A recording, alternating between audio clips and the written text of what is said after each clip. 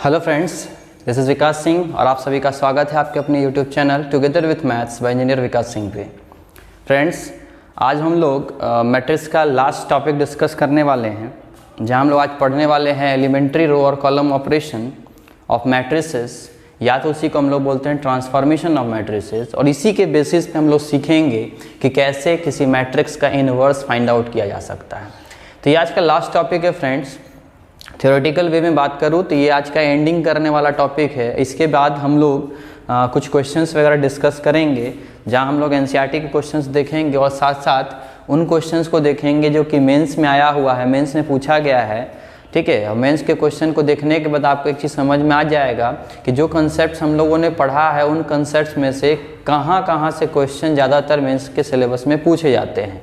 तो उससे एक आपको आइडिया हो जाएगा कि पूरे मैट्रिक्स में हमें किस जगह ज़्यादा फोकस करके चलना है, कहाँ ज़्यादा मेहनत करना है। ठीक है, चलिए तो आज का टॉपिक स्टार्ट कर रहे हैं फ्रेंड्स। ध्यान दीजिएगा, ये जो टॉपिक है इसके बेसिस पे आपका एक बेस बिल्डअप होगा, जिसके बेसिस पे आप आसानी से मैट्रिक्स के इन्वर्स को फाइंड आउट कर सकते हो। तो मैट्रिक्स को इन्वर्स फाइंड आउट करने के लिए इन चीज़ों का रिक्वायरमेंट होता है, उसमें कुछ ऑपरेशंस का ज़रूरत पड़ता है, जिस ऑपरेशंस के थ्रू हम लोग इन्वर्स फाइंड आउट करते हैं। सवाल ये आता है कि उस ऑपरेशन को हम किस तरह से इस्तेमाल करें, उस ऑपरेशन को हम किस तरह से रिप्रेजेंट करें मैथमेटिकली, कैसे लिखे। ठीक है ना, तो उन्हीं चीज़ों को यहाँ सीखना है। देखा गया है कि बहुत सारे बच्चे मैट्रिक्स का इन्वर्स फाइंड आउट करने में बहुत कठिनाइयों का सामना करते हैं। उन्हें समझ में नहीं आता है कि ऑपरेशंस को हम किस तरह से लिखें, किस तरह से रिप्रेजेंट करें। ठीक है, तो स्पेशली मैं आज वही प्रॉब्लम आपका दूर करूंगा ताकि आपको आसानी से लिखने में आ जाए, आपको समझ में आ जाए कि कैसे किसी ऑपरेशन को हम लोग मैथमेटिकली रिप्रेजेंट करते हैं। तो एक अलग सा तरीका बताऊंगा, एक सिंपल सा मेथड बताऊंगा, जिस मेथड के थ्रू आप आसानी से ऑपरेशन को रिप्रेजेंट कर सकते हैं, लिख करके सामने वाले को समझा सकते हैं। चलिए, और एक चीज़ और गौर करिएगा friends, inverse of a matrix matrices chapter में यहाँ पे हम लोग जो पढ़ने वाले हैं, तो याद रखिएगा inverse of a matrix find out करने का दो तरीका है, जिसमें से एक तरीका है हमारा with the help of elementary row और कॉलम ऑपरेशन। तो वो चीज़ हम लोग यहाँ अभी सीखने वाले हैं।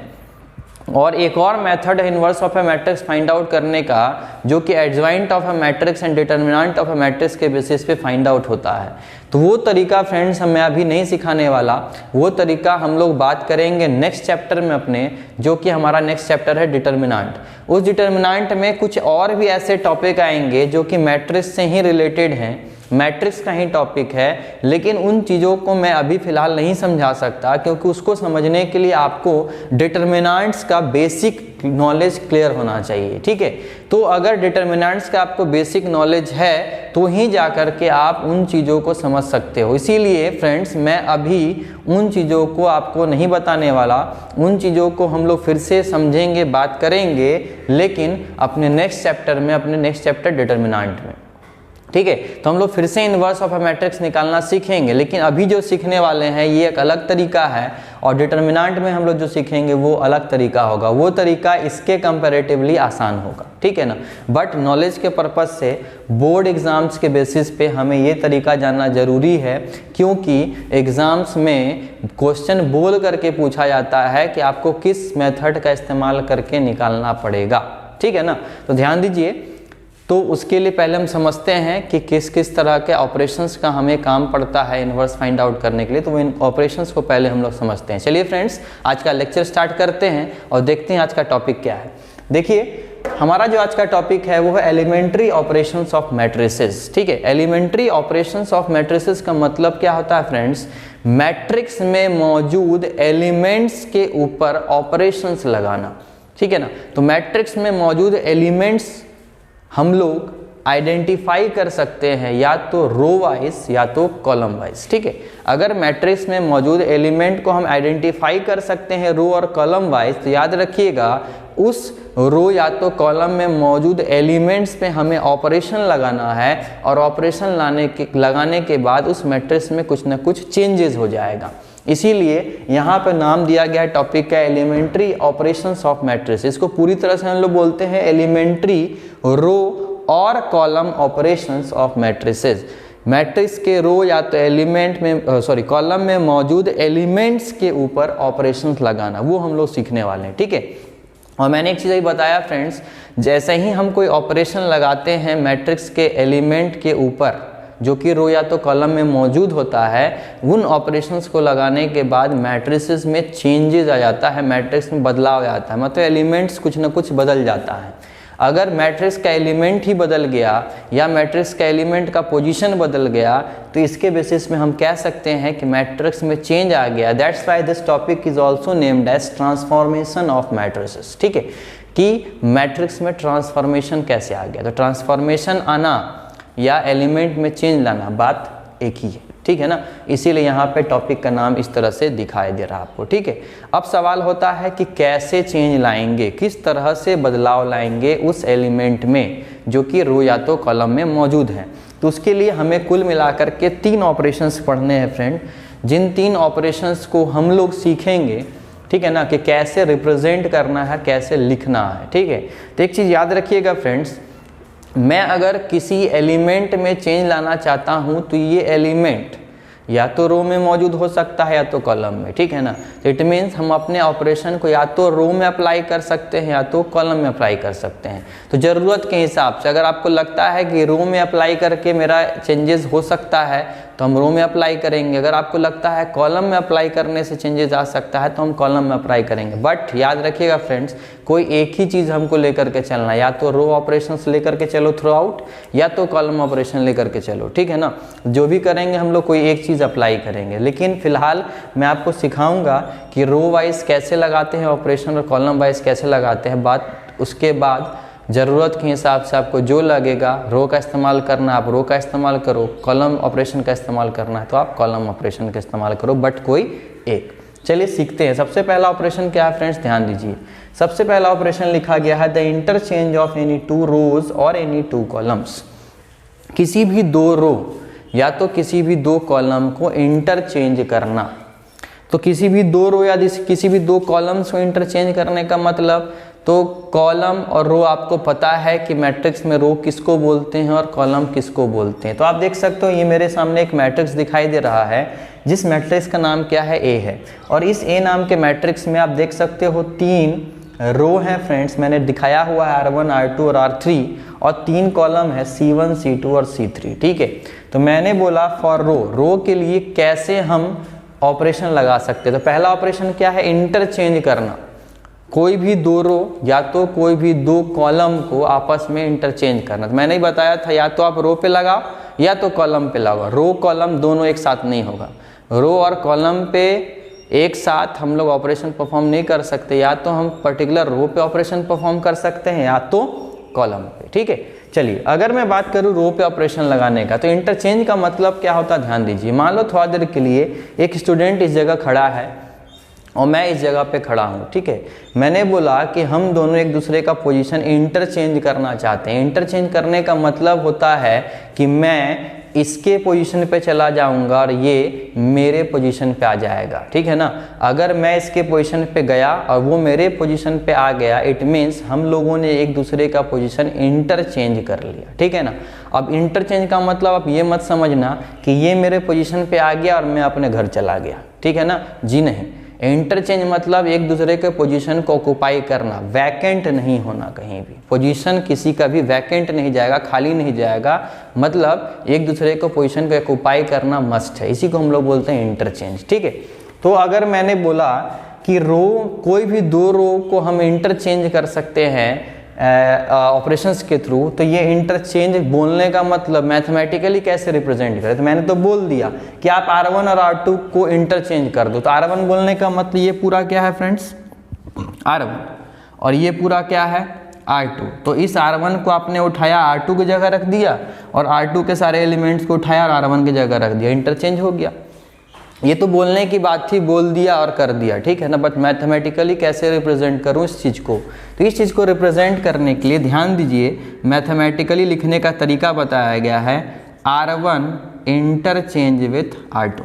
ये जो आपको डबल साइडेड एरो दिखाई दे रहा है, ये डबल साइडेड एरो क्या रिप्रेजेंट कर रहा है फ्रेंड्स, तो ये डबल साइडेड एरो रिप्रेजेंट कर रहा है इंटरचेंज को। ये बताता है इंटरचेंज हो रहा है R1 R2 से, ठीक है ना।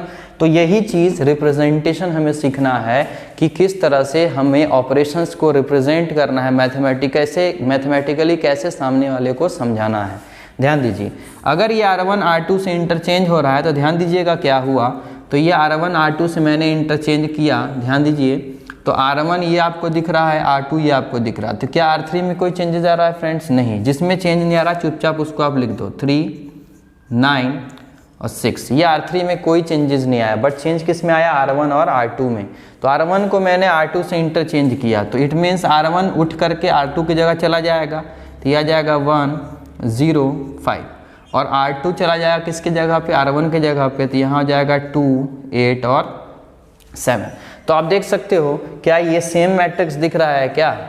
जी नहीं, ये दोनों सेम मैट्रिक्स नहीं है। कैसे नहीं है? तो हम लोगों ने पढ़ा था इक्वलिटी ऑफ मैट्रिसेस। दो मैट्रिक्स आपस में तभी इक्वल कहला सकते हैं जब उसके करस्पॉन्डिंग एलिमेंट्स आपस में क्या हो फ्रेंड्स? इक्वल हो। तो आप देख सकते हो करस्पॉन्डिंग एलिमेंट्स आपस में इक्वल नहीं होने के कारण ये मैट्रिक्स और ये मैट्रिक्स एक इक्वल मैट्रिक्स नहीं होगा, सेम मैट्रिक्स नहीं होगा। दैट्स वाई मैंने इसका नाम रख दिया क्या? बी। इट मीन्स ऑपरेशन लगाने के बाद मैट्रिसेस में ट्रांसफॉर्मेशन आ चुका है, चेंज आ चुका है। That's why we have said that transformation of a matrix with the help of elementary और रो कॉलम ऑपरेशन। ठीक है, एलिमेंट्री रो और कॉलम ऑपरेशन के कारण इस मैट्रिक्स ए नाम के मैट्रिक्स में ट्रांसफॉर्मेशन आ गया विद द हेल्प ऑफ रो। ठीक है ना। उसी तरह से अगर मैं बोलूँ कि कॉलम्स के बेसिस पे यही ऑपरेशन कैसे लगाया जाए, तो सिंपल है फ्रेंड्स। आप क्या लिखोगे? आपको मन है। अब देखिए, रिक्वायरमेंट, ज़रूरत के हिसाब से हम काम करेंगे। ठीक है, ये सब एक बेस है फ्रेंड्स। ये सब बेस इसीलिए बताया जा रहा है ताकि इन्वर्स आपको निकालने में समझ में आए। इन्वर्स निकालते समय यही 3 ऑपरेशंस मैं अप्लाई करूँगा, और इन 3 ऑपरेशंस को जब मैं वहाँ लगाऊंगा, वहाँ आपको समझाऊंगा कि कैसे इन ऑपरेशंस को लगाया जा रहा है, तो उस जगह आपको समझ में नहीं आएगा। इसीलिए बेसिक यहाँ समझाया जा रहा है ताकि आप इन चीज़ों को समझिए, ताकि वहाँ पे आपको क्लियर हो जाए कि इन्वर्स बनाते समय, इन्वर्स निकालते समय मैट्रिक्स का कैसे इन ऑपरेशंस का वहाँ इस्तेमाल होता है। चलिए, अब रिक्वायरमेंट के अनुसार काम होगा, है ना। जैसा ज़रूरत होगा वैसा काम होगा। तो वो ज़रूरत किस प्रकार से होता है, क्या क्या टर्म्स एंड कंडीशन होते हैं, वहाँ जब हम लोग आएंगे तब आपको और अच्छे से क्लियर हो जाएगा। फिलहाल यहाँ आप समझिए, आपको मन है, आप किसको इंटरचेंज करना चाहते हो। तो मैं मान लेता हूँ C2 को इंटरचेंज करना चाहता हूँ C3 से। तो मैंने क्या लिखा? C2 को इंटरचेंज करना चाह रहा था मैं C3 से, तो मैंने लिख दिया C2 इंटरचेंज विथ C3। और आप जानते हो कि मैट्रिक्स में एलिमेंट्री रो और कॉलम ऑपरेशन आप लगाते हो तो मैट्रिक्स में ट्रांसफॉर्मेशन आ जाता है, इसीलिए मैंने इस मैट्रिक्स का नाम रख दिया D। ठीक है, D इसीलिए रखा मैं फ्रेंड्स क्योंकि हम जानते हैं कि इसमें चेंजेस आ जाएगा। चलिए, अब देख सकते हो आप, ये हमारे पास C2 है, ये हमारे पास C3 है, तो किस पे इफेक्ट नहीं पड़ेगा? तो इफेक्ट नहीं पड़ेगा 1 2 3, इट मीन्स C1 पे। तो C2 और C3 पे कैसे इफेक्ट पड़ेगा फ्रेंड्स? C3 चला जाएगा C2 के पोजीशन पे, C2 चला जाएगा C3 पे पोजीशन पे, बिकॉज इंटरचेंज ऑपरेशन यहाँ अप्लाई हुआ है। तो ये हो जाएगा 5 7 6 0 8 और 9। तो इस ऑपरेशंस के थ्रू हम आसानी से बता सकते हैं कि कैसे किसी मैट्रिक्स में इंटरचेंज लाना है। चलिए, उसी तरह से फ्रेंड, जब हम लोगों ने पहला ऑपरेशन देख लिया इंटरचेंज करने का, उसी तरह से हम दूसरा ऑपरेशन देखते हैं। तो हमारा सेकंड ऑपरेशन क्या है फ्रेंड्स? ध्यान दीजिए, हमारा सेकंड ऑपरेशन जो हम मैट्रिक्स में लगा सकते हैं उनके एलिमेंट्स के ऊपर विद द हेल्प ऑफ रो या कॉलम, तो कैसे लगाना है? ध्यान दीजिए, सेकेंड ऑपरेशन क्या है? The multiplication of the element of any row और कॉलम। ठीक है ना, the multiplication of the elements of any row और कॉलम। ठीक है ना, by a non zero constant. Matrix में मौजूद किसी भी रो या तो किसी भी कॉलम के एलिमेंट्स को, ठीक है ना, किसी नॉन जीरो कांस्टेंट से मल्टीप्लाई करने के बाद चेंज लाना। ठीक है ना, तो सीधा सा है फ्रेंड्स, नॉन जीरो कांस्टेंट से मल्टीप्लाई करना। तो ये नॉन जीरो कांस्टेंट क्या? तो एक ऐसा कांस्टेंट वैल्यू जो कि जीरो ना हो, जीरो के अलावा जो लेना चाहते हो आप ले लो, बट जीरो नहीं होना चाहिए। तो किसी नॉन जीरो कांस्टेंट से आप किसी भी रो या तो कॉलम के एलिमेंट को मल्टीप्लाई करते हो तो हम बोल सकते हैं कि उससे मैट्रिक्स में चेंजेस आ जाएगा, ट्रांसफॉर्मेशन आ जाएगा। ठीक है, अब एक चीज़ ध्यान दीजिएगा फ्रेंड्स किसी भी रो या तो किसी भी कॉलम के एलिमेंट्स में मल्टीप्लाई करना चाहते हैं नॉन जीरो कांस्टेंट का, तो याद कीजिए matrix multiplication bye scalar quantity आप लोगों ने पढ़ा था कि जब किसी स्केलर क्वांटिटी से हम मैट्रिक्स को मल्टीप्लाई करते हैं तो वो सारे एलिमेंट से मल्टीप्लाई हो जाता है। तो अगर मैं किसी मैट्रिक्स के सिर्फ और सिर्फ एक रो में कांस्टेंट को मल्टीप्लाई करना चाहता हूँ तो वो क्या एक रो के सिर्फ एक एलिमेंट से मल्टीप्लाई होगा? जी नहीं, वो एक रो के सारे एलिमेंट से मल्टीप्लाई होगा। तो वही काम हम यहाँ करने वाले हैं। तो मैं यहाँ पे क्या लिखने वाला हूँ फ्रेंड्स? फॉर रो के लिए हम कैसे लगा सकते हैं ऑपरेशन? तो मैंने यहाँ लिखा R1। मैं चाहता हूँ R1 के एलिमेंट्स को किसी पर्टिकुलर नॉन ज़ीरो कांस्टेंट से मल्टीप्लाई करना, तो मैंने लिखा यहाँ R1। ठीक है, R1 ये टेंड्स टू जैसा सिंबल जो आप लोगों ने लिमिट में पढ़ा होगा, तो R1 इसका मतलब यहाँ पे होता है चेंजेस टू। तो R1 changes to, R1 change हो रहा है, R1 चेंज हो रहा है। ध्यान दीजिएगा लिखने का मतलब कि R1 चेंजेस टू, ठीक है ना। तो R1 चेंजेस टू मैंने लिख दिया 2 इंटू R1। ठीक है, R1 चेंज हुआ, ठीक है ना। कैसे चेंज हुआ? इस R1 में 2 से मल्टीप्लाई होने के बाद। ठीक है, तो इससे ये डिनोट हो रहा है, इस रिप्रेजेंटेशन से ये डिनोट हो रहा है कि R1 में चेंज आ रहा है। ये रिप्रेजेंटेशन बता रहा है R1 में चेंज आ रहा है। तो वो चेंज कैसे आया? तो वो चेंज कैसे आया? तो उस चेंज को बताया है यहाँ पे। कैसे आया? तो मैंने बताया R1 में 2 गुना मैंने कर दिया। तो R1 को मैंने 2 गुना कर दिया, 3 गुना कर दिया, 4 गुना कर दिया। तो उसमें से उसके कारण इस R1 में क्या आ गया? चेंज आ गया। इट मीन्स अब आप सोच सकते हो कि अगर मैंने 2 इंटू R1 करके इस मैट्रिक्स में मौजूद R1 के एलिमेंट को चेंज किया है, तो आप सोच सकते हो कि ये हमारा एक नॉन ज़ीरो कांस्टेंट है, जिस नॉन ज़ीरो कांस्टेंट को मैंने मल्टीप्लाई किया है किसी रो या तो किसी कॉलम के एलिमेंट से, ताकि उस मैट्रिक्स में क्या जाए फ्रेंड्स? ट्रांसफॉर्मेशन आ जाए, चेंज आ जाए। तो आप देख सकते हो इस चीज़ को मैं कैसे लिखूंगा। ध्यान दीजिए, चेंज आ ही जाएगा तो इसको मैं B लिख देता हूँ। ठीक है, ध्यान दीजिएगा। तो इस B को हम लोग क्या बताएंगे? अब चेंज किस में आ रहा है फ्रेंड्स? ध्यान दीजिए R1 में। तो क्या R2 R3 में कोई फ़र्क पड़ेगा? नहीं। तो 0 2 6 2 -1 3। अब चेंज किस में आया है? R1 में। कैसे?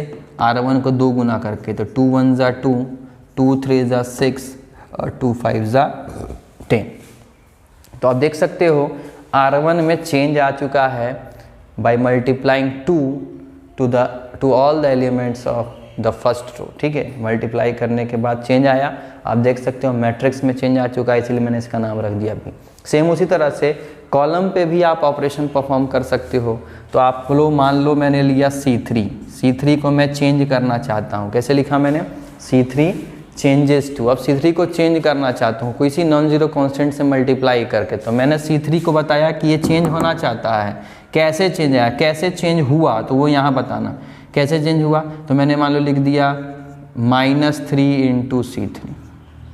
ठीक है, -3 इंटू C3। मैंने -3 से C3 को मल्टीप्लाई किया और उससे C3 में क्या आ गया? चेंजेस आ गया। इट मीन्स कॉलम के C3 का सारा एलिमेंट में चेंज आ गया -3 नाम के एक नॉन ज़ीरो कांस्टेंट से मल्टीप्लाई करने के बाद। ये चेंज कैसा आया? तो मैंने इसको दिखा दिया D से, मान लो। ठीक है, तो ये चेंज को मैंने दिखाया फ्रेंड्स। अब इसको रिप्रेजेंट करने के बाद इस मैट्रिक्स में क्या चेंज आया वो हम रिप्रेजेंट करेंगे। ध्यान दीजिएगा। तो C1 और C2 में कोई चेंजेस नहीं आया। It means 1 0 2 3 2 -1। और C3 में चेंज आएगा कैसे? -3 से मल्टीप्लाई करने के बाद। तो -3 5 ज़ा 15, -6 3 ज़ा 18 और -3 3 ज़ा 9। इट मीन्स हमारा जो चेंज हुआ ये चेंज इस तरह से दिखाई दे रहा है। ठीक है, और आप देख सकते हो मैट्रिक्स में ट्रांसफॉर्मेशन आ गया। ठीक है, तो ये एक तरीका है जिस तरीके के बेसिस पे आप इस चीज़ को रिप्रेजेंट कर सकते हो। ठीक है, चलिए अगर आप ये चीज़ समझ जा रहे हो, ठीक है ना, तो एक तीसरा अब हमारा जो प्रॉपर्टी है उस चीज़ को हम समझते हैं। ध्यान दीजिएगा, ये थर्ड प्रॉपर्टी हमारा क्या है। चलिए तीसरा प्रॉपर्टी जो है यहाँ ध्यान दीजिएगा friends.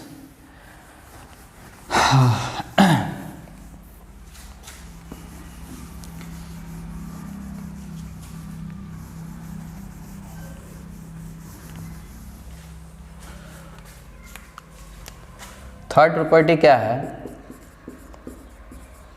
The addition to the elements of any row और कॉलम, ठीक है ना, the addition to the elements of any row और column with the corresponding elements of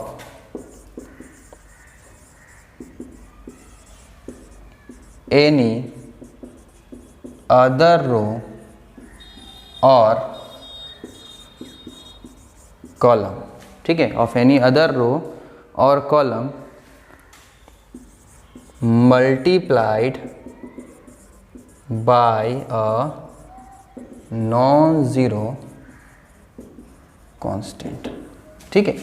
चलिए, इस प्रॉपर्टी में क्या बोला गया फ्रेंड्स, ध्यान दीजिएगा। तीसरा हमारा ऑपरेशन, इस थर्ड ऑपरेशन में क्या बोला है, the addition to the elements of any row और column with the corresponding elements of other row और कॉलम, ठीक है, multiplied by non zero constant, ठीक है। इसका मतलब क्या है, ध्यान दीजिए।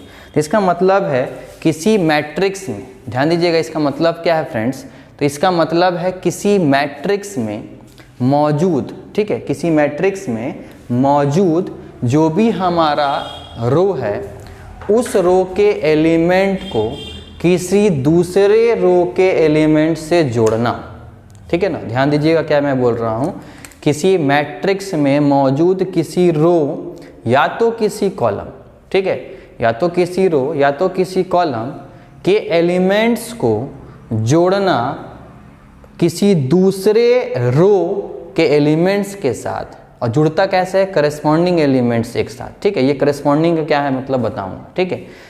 किसी दूसरे एलिमेंट्स, किसी रो के दूसरे एलिमेंट्स के साथ by multiplied some non zero constant, वो दूसरा रो जो भी होगा उसमें किसी नॉन जीरो कांस्टेंट से मल्टीप्लाई करने के बाद, इसको हम समझते हैं एक एग्जांपल से। ये थ्योरेटिकली उतना क्लियर नहीं हो पा रहा होगा आपको, बट अभी लिख करके जैसे ही समझाऊंगा तो आपको अच्छे से क्लियर हो जाएगा। ध्यान दीजिए, मान लिया मैंने एक मैट्रिक्स लिया है A और इसका एलिमेंट मैं मान लेता हूँ 1 0 5 2 3 -1 3 -1 और 2। ये हमारे पास मान लो एक A नाम का मैट्रिक्स है, ठीक है।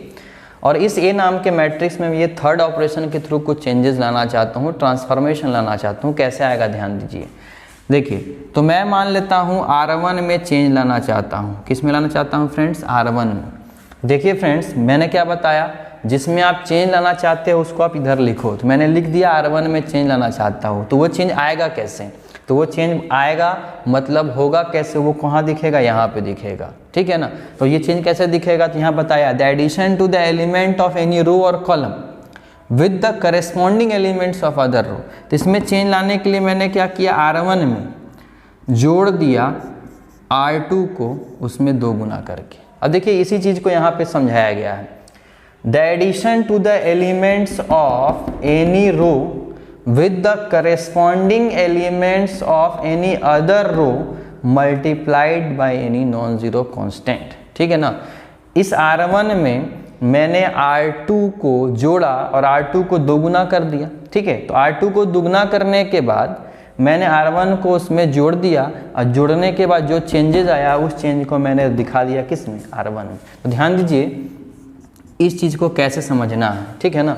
तो ध्यान देना है फ्रेंड्स, जो चीज़ यहाँ लिखा गया है उसी के अनुसार मैंने इस ऑपरेशन को यहाँ लिखा है, ठीक है। अब इसको एक प्रैक्टिकल सिचुएशन समझते हैं। यही प्रॉब्लम होता है बच्चों को समझने में कि सर हम लोग लिखे कैसे, कंफ्यूज हो जाते हैं कि लिखे कैसे, ठीक है। अब देखिए फ्रेंड्स, ध्यान दीजिएगा, पहला 2 ऑपरेशन आसान है, उसमें कोई प्रॉब्लम नहीं होता है। पहला ऑपरेशन में आप देख चुके होंगे, इंटरचेंज करना बहुत आसान है। दूसरा, किसी नॉन जीरो कांस्टेंट से किसी रो में मल्टीप्लाई करना है तो वो भी आसान है, आपको समझ में आ गया होगा। थर्ड, ध्यान दीजिएगा फ्रेंड्स, कैसे समझना है। जैसे मान लो एक सिंपल से एग्जांपल मैं आपके सामने रख रहा हूँ, ठीक है। एक मान लो न्यू बॉर्न बेबी है, एक नया बच्चा जो दुनिया में आया है, जन्म लिया है, ठीक है। वो अभी न्यूट्रल स्टेट, उसको कुछ नहीं पता है, ठीक है। क्या अच्छा है, क्या बुरा है, क्या खराब है, क्या झूठ है, क्या सच है, उसको कुछ पता नहीं है, ठीक है। अब देखो उस बच्चे को, मान लो आप, सिंपल सा बात है, उस बच्चे को या तो कोई इंसान सोच रहा होगा, एक मान लो सिंपल सा बात, मैं सोच रहा हूँ उस बच्चे को खराब बनाना, ठीक है।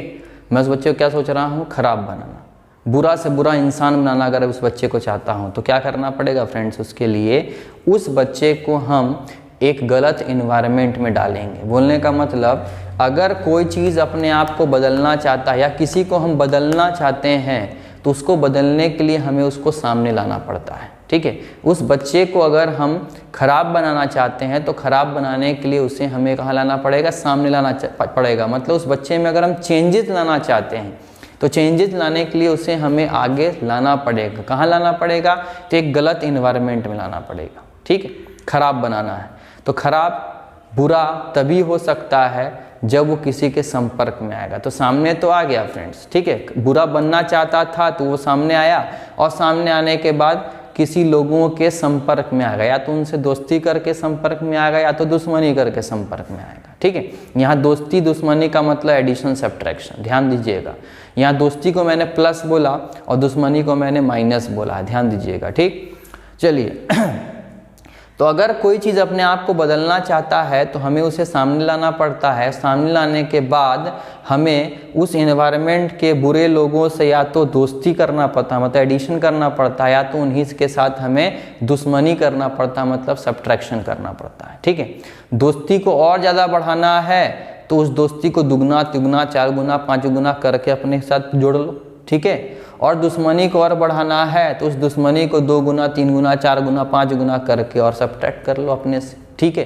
तो दुश्मनी और ज़्यादा बढ़ जाएगा, दोस्ती और ज़्यादा बढ़ जाएगा। इस कंसेप्ट को समझिएगा फ्रेंड्स। मैंने 2 बात बोला, जो चीज़ जैसे मैं अपने आप को बदलना चाहता हूँ तो मैं सामने आऊँगा, यही बताने के लिए कि मैं बिगड़ने वाला हूँ, मैं बिगड़ना चाहता हूँ। अब बिगड़ने के लिए या अच्छा बनने के लिए जो भी है सामने आया, और सामने आने के बाद मेरे पास एनवायरनमेंट में आसपास जो भी बुरे लोग होंगे उनके मैं संपर्क में आऊँगा, उनसे दोस्ती करूँगा या तो दुश्मनी करूँगा। तो उनसे दोस्ती करने का मतलब उनके साथ ऐड होऊंगा सब, ठीक है। और ज़्यादा ख़राब लोगों के साथ ऐड होना चाहता हूँ तो उन ख़राब लोगों में 2 गुना 3 गुना 4 गुना ख़राब लोगों के साथ ऐड होऊंगा मैं खुद, ठीक है। तो मेरे में चेंज आ जाएगा, ठीक है ना। मैं सामने आया था, खराब लोगों के संपर्क में आया, और ख़राब लोग मतलब 2 गुना 3 गुना 4 गुना ख़राब लोगों के साथ संपर्क में आया, दोस्ती किया, मतलब एडिशन हुआ, मेरे में चेंज आ गया, ठीक है। जो मैं था अब वो मैं बदल चुका हूँ। उसी तरह से मैं फिर अब अपने आप को दुश्मनी करके बदलना चाहता हूँ किसी से, तो मैंने सामने वाले से दुश्मनी किया, सब्ट्रैक्शन हुआ, ठीक है ना। मेरे से उसमें दुश्मनी होना चाह रहे हैं हम लोग, सब्ट्रैक्शन हुआ, और ख़राब दुश्मनी होना चाहता है उस दुश्मन से, और बुरा दुश्मन हमें चाहिए, तो 2 गुना 3 गुना 4 गुना उस दुश्मन को दुश्मनी कर दो और उससे अपने आप को सब्ट्रैक्ट कर लो, मतलब दुश्मनी कर लो, ठीक है। उससे भी मेरे अंदर क्या आ जाएगा फ्रेंड्स, चेंज आ जाएगा कुछ, ठीक है। तो इस तरह से करके हम अपने आप में चेंज ला सकते हैं। तो ये रियल लाइफ एग्जांपल है, इस चीज़ को हम यहाँ अप्लाई करें, ध्यान दीजिएगा। R1 अपने आप को बदलना चाहता है, तो मैंने क्या बताया, जो अपने आप को बदलना चाहता है वो फ्रेंड्स सामने आएगा। आगे R1 चेंज होना चाहता है तो वो कहाँ जाएगा, सामने आएगा, ठीक है। अब सामने आने के बाद उस इन्वायरमेंट में मौजूद जो भी लोग हैं उनसे या तो दोस्ती करेगा नहीं तो दुश्मनी। और देखिए ध्यान से इस मैट्रिक्स को, ये मैट्रिक्स इन्वायरमेंट है, ठीक है ना। ये R1 अपने आप को बदलना चाहता है, तो याद रखिएगा R1 रो के अनुसार काम करेंगे तो रो को ही ढूंढेंगे, और कॉलम के हिसाब से काम करेंगे तो कॉलम को ही ढूंढेंगे। तो R1 अपने आप को बदलना चाहता है, वो सामने आ गया। अब सामने आया है तो इसको बदलने के लिए कौन कौन है, तो इसके सामने बदलने के लिए 2 ऑप्शन है, या तो R2 नहीं तो R3। इन्वायरमेंट में यही मौजूद है, या तो R2 नहीं तो R3। तो R2 या तो R3 के साथ ये अपने आप को बदल सकता है, ठीक है। तो मान लीजिए मैंने यहाँ लिख दिया, वो R1 अपने साथ दोस्ती करना चाहता है, किससे, R2 के साथ। तो R1 दोस्ती करना चाहता है, प्लस होना चाहता है किससे, R2 के साथ, कर दिया R2 के साथ प्लस। अब R2 को मान लो और ख़राब बना करके इसके साथ जोड़ना चाहते हैं, तो ख़राब बनाने का मतलब इस R2 में मैंने 2 गुना कर दिया, 3 गुना कर दिया, 4 गुना कर दिया, रिक्वायरमेंट के हिसाब से जैसा होगा उसके हिसाब से ऑपरेशन लगाएंगे। इसको ऐसा बना करके इस R1 के साथ मैंने क्या कर दिया, ऐड कर दिया, और जैसे ही ऐड हो गया तो हम बोल सकते हैं R1 में क्या हो गया, चेंजेस आ गया। तो इस चेंज को हम कैसे रिप्रेजेंट करेंगे, तो इस तरह से रिप्रेजेंट करने के बाद अब इस मैट्रिक्स में क्या इफेक्ट पड़ेगा, ध्यान दीजिए। हम जानते हैं मैट्रिक्स में चेंज आ जाएगा, तो वो चेंज कैसे आएगा फ्रेंड्स, ध्यान दीजिए। चेंज किस में आ रहा है, R1 में। तो क्या R2 और R3 पे कोई फ़र्क पड़ेगा, नहीं। तो 2 3 -1 3 -1 और 2, ये मैंने लिख दिया यहाँ पे R2 और R3 बिकॉज R2 और R3 में कोई भी चेंजेस नहीं आ रहा है।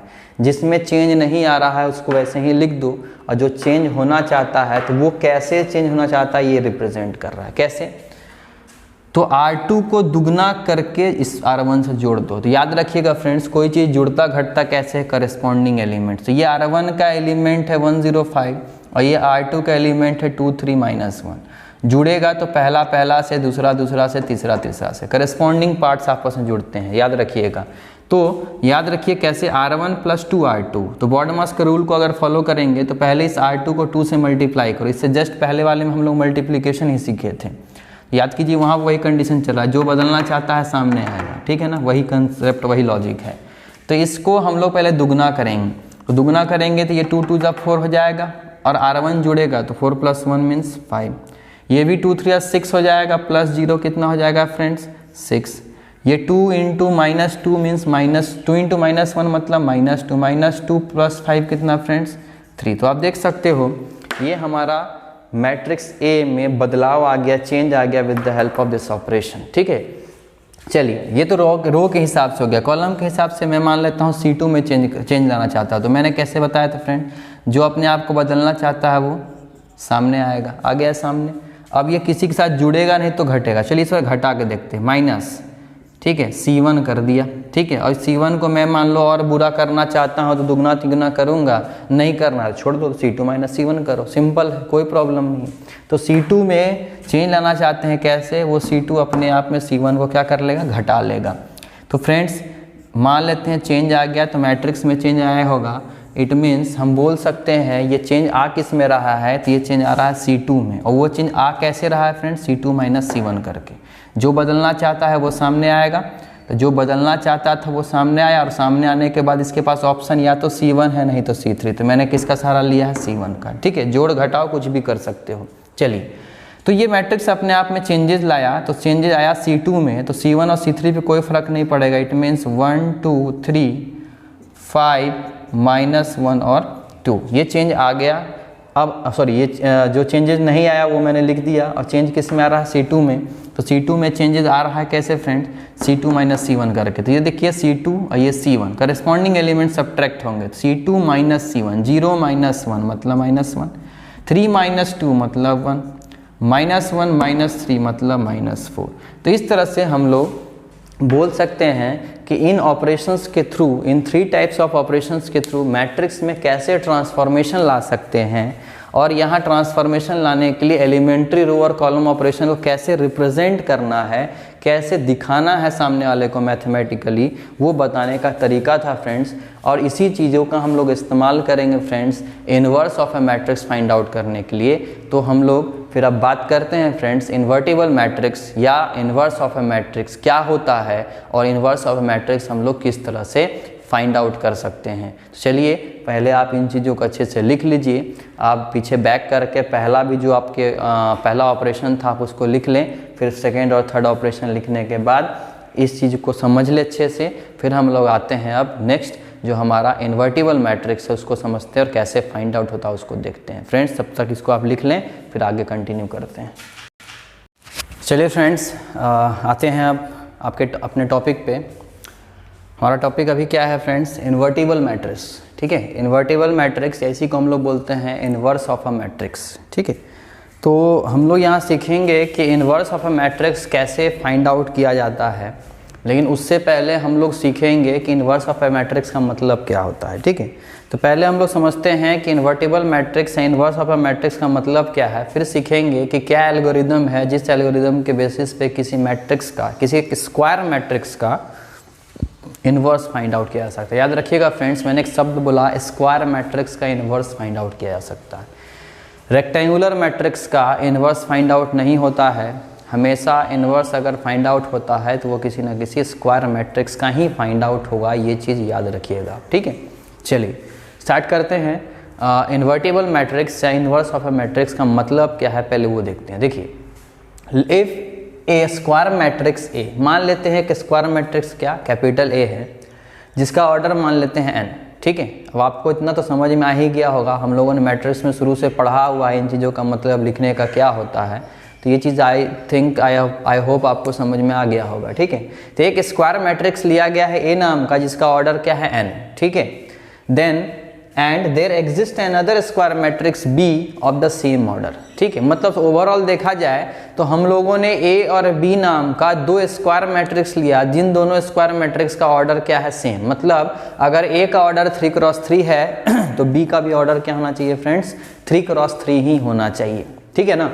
अगर ऐसा है, ठीक है ना, कंडीशन रखा गया है, ए और बी नाम का दो स्क्वायर मैट्रिक्स हम लोगों ने लिया और उन दोनों मैट्रिक्स का ऑर्डर हमारे पास क्या है, सेम है, ठीक है। अगर ऐसा है तो सच दैट इस प्रकार से है, वो चीज़ इस प्रकार से होना चाहिए, ऐसा मैट्रिक्स होना चाहिए, ऐसा स्क्वायर मैट्रिक्स वो होना चाहिए सेम ऑर्डर का, कि अगर ए नाम के स्क्वायर मैट्रिक्स को बी नाम के स्क्वायर मैट्रिक्स से मल्टीप्लाई किया जाए या बी नाम के मैट्रिक्स को ए नाम के स्क्वायर मैट्रिक्स से मल्टीप्लाई किया जाए तो रिजल्ट जो आपको मिले वो एक मैट्रिक्स मिले और वो मैट्रिक्स एक आइडेंटिटी मैट्रिक्स हो, ठीक है ना।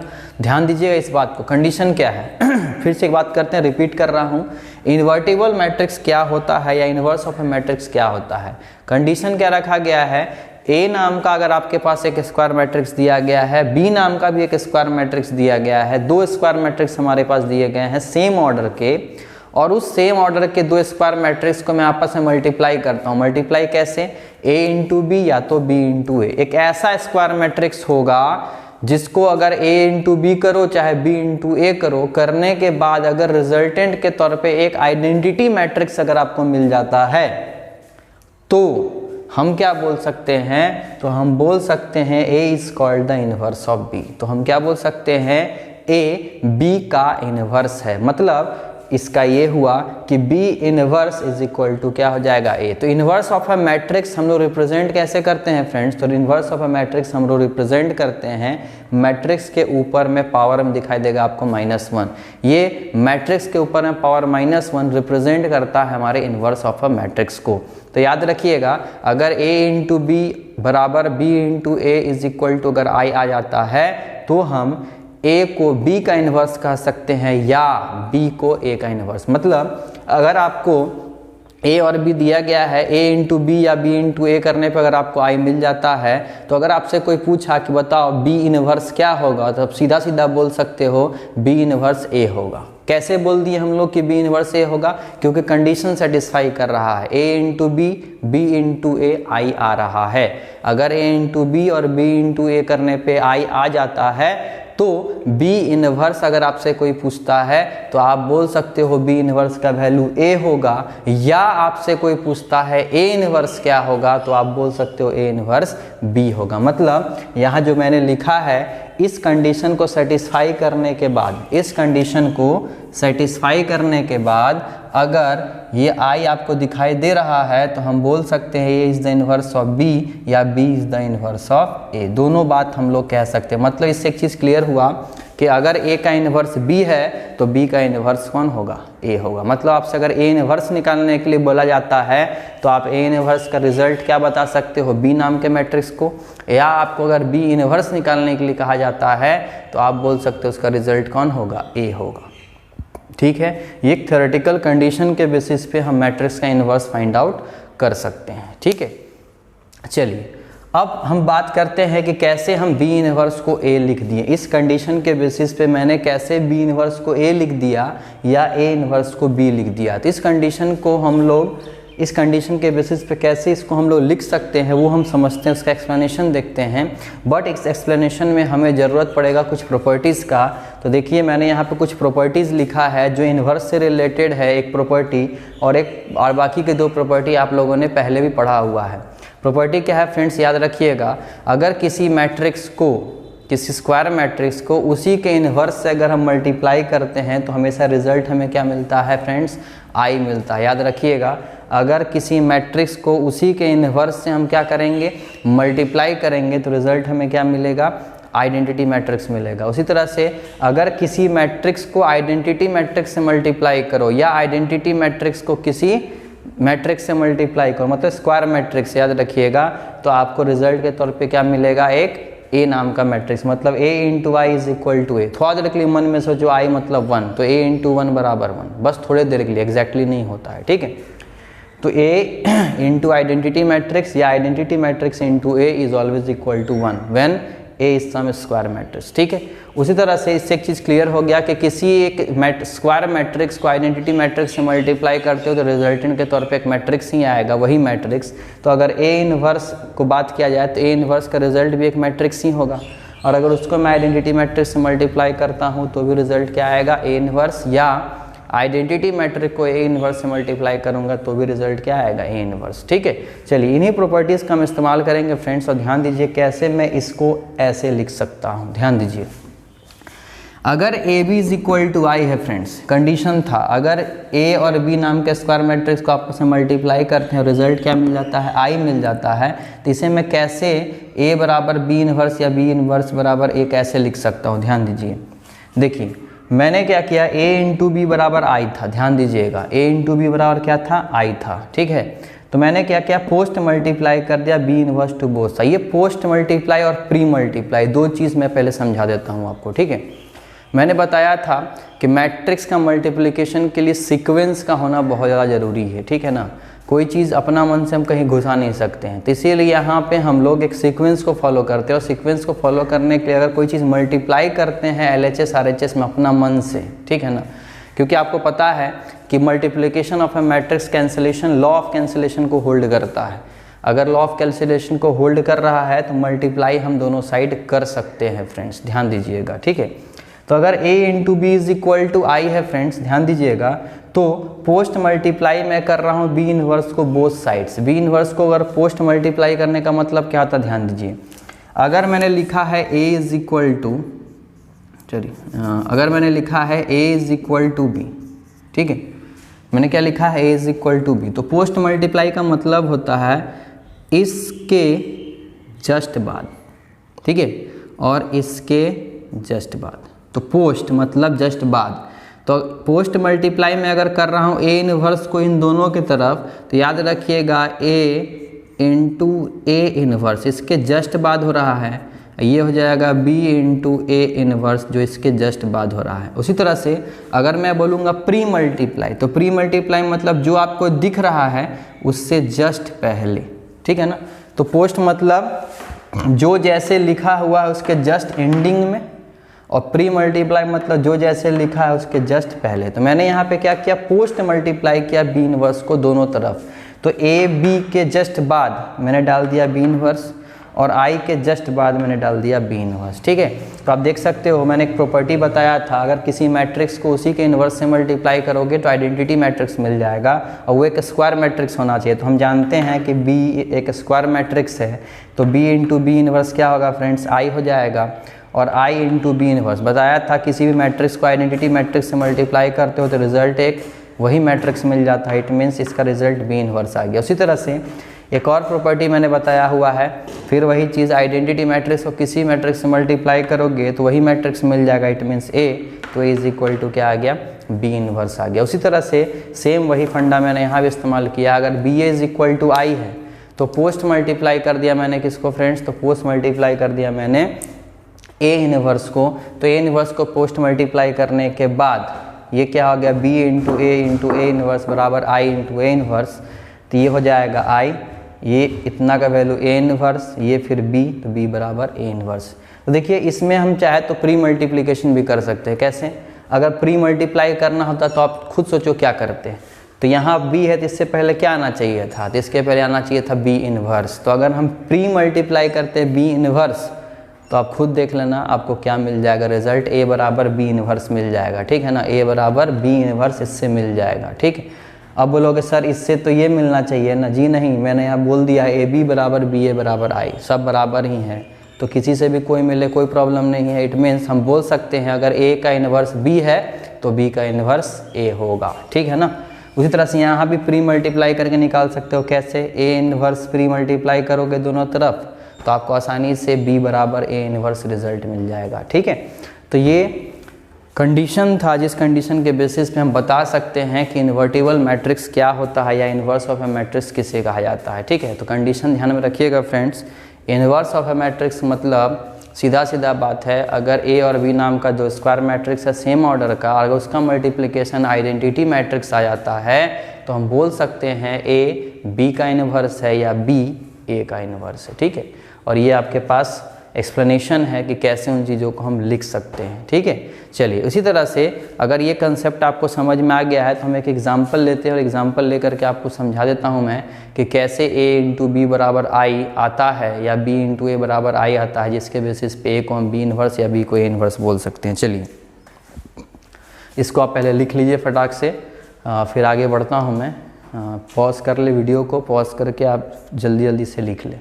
चलिए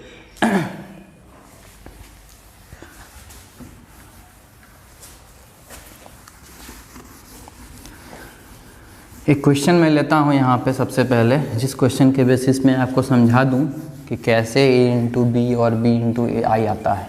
तो वैसा मैट्रिक्स पहले से होगा, अगर वो इन्वर्टिबल मैट्रिक्स होगा तो वैसा आपको दिया ही गया होगा। ठीक है, चलिए मान लीजिए एक क्वेश्चन लिया मैंने, let a is equal to, ठीक है, a is equal to 2 3 1 2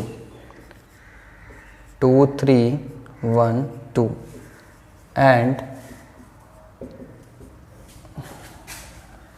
and b is equal to 2 minus 3 minus 1 2 2 minus 3 minus 1 2।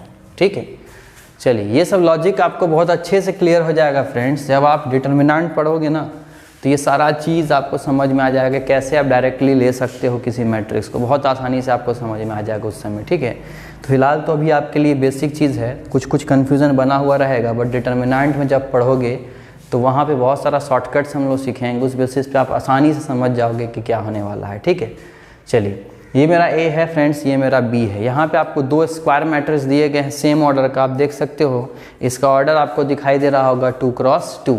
तो ये हमारे पास ए, ये हमारे पास बी, दो स्क्वायर मैट्रिक्स है जिसका ऑर्डर है 2 क्रॉस 2।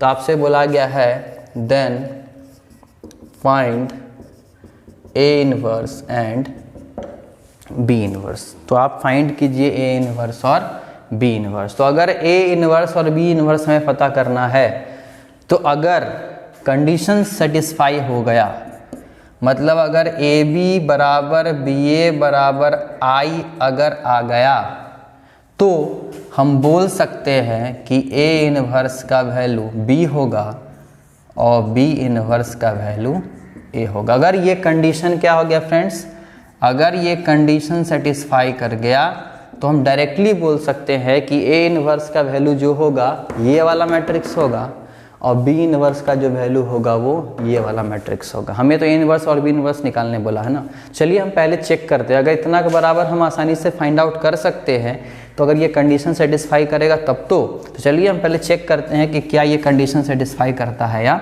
नहीं। ध्यान दीजिए, तो हम सबसे पहले निकालेंगे फ्रेंड्स ए इंटू बी। तो ए क्या है फ्रेंड्स 2 3 1 2 और बी क्या है फ्रेंड्स 2 2 -1 -3। ठीक है, तो मैंने इन दोनों मैट्रिक्स को मल्टीप्लाई किया फ्रेंड्स। ध्यान दीजिएगा, मल्टीप्लाई करने का तरीका आपको पता ही है, बहुत बार हम लोग कर चुके हैं।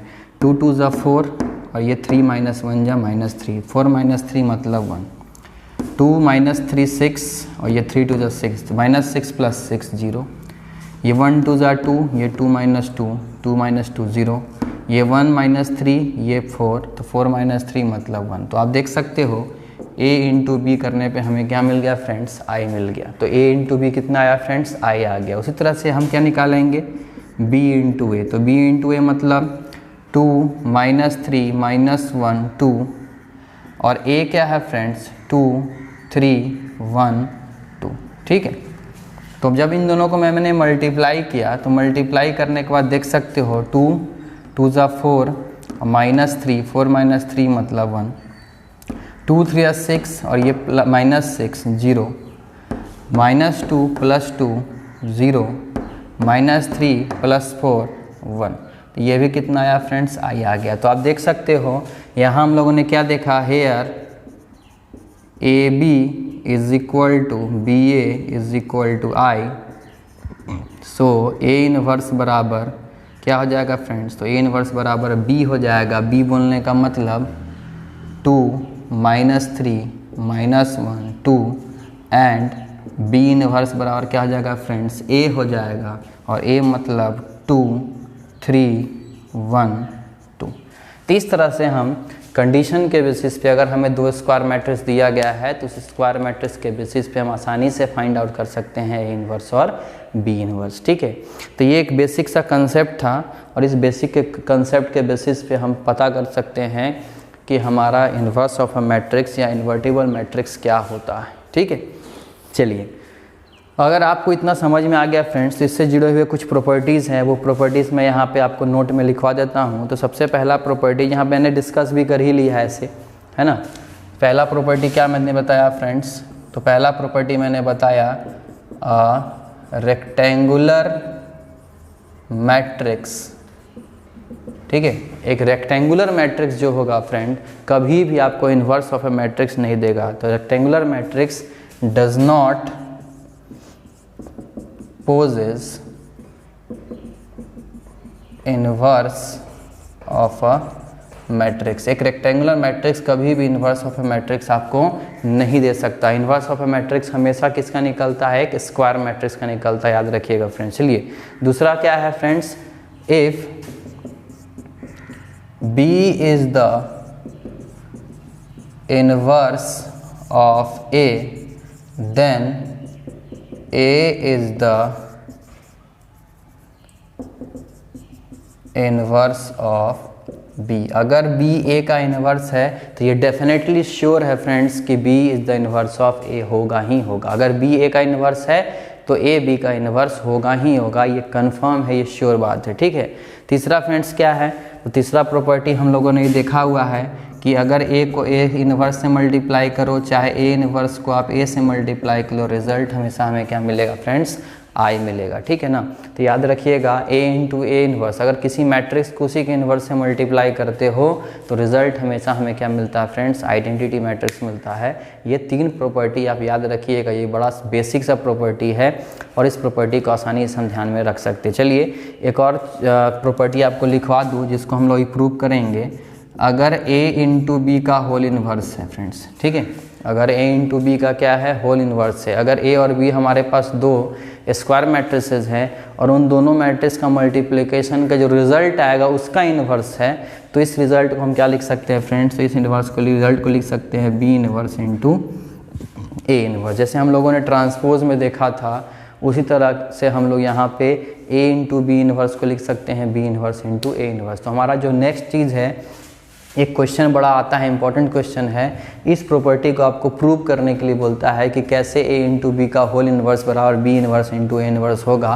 प्रूव कीजिए with the help of property, example लेकर के नहीं, प्रॉपर्टी से प्रूव कीजिए कि कैसे हम इस चीज़ को ऐसा लिख सकते हैं। चलिए फ्रेंड्स, देखते हैं ये प्रॉपर्टी किस तरह से प्रूव होता है, फिर आपको आसानी से समझ में आ जाएगा। तब तक आप इस क्वेश्चन को, इस एग्जाम्पल को बना लें, साथ साथ इससे जुड़े हुए जो प्रॉपर्टी मैंने लिखा उस प्रॉपर्टी को आप लिख लीजिए। फिर हम लोग देखते हैं कि चौथा वाला जो प्रॉपर्टी है हमारा, वो फोर्थ वाला प्रॉपर्टी किस तरह से हम लोग एक प्रॉपर्टी के बेसिस पे प्रूव कर सकते हैं, ना कि एग्जाम्पल लेकर के। ठीक है, चलिए लिख लीजिए, तब तक हम बात करते हैं नेक्स्ट प्रॉपर्टी कैसे प्रूव होगा, है ना। चलिए,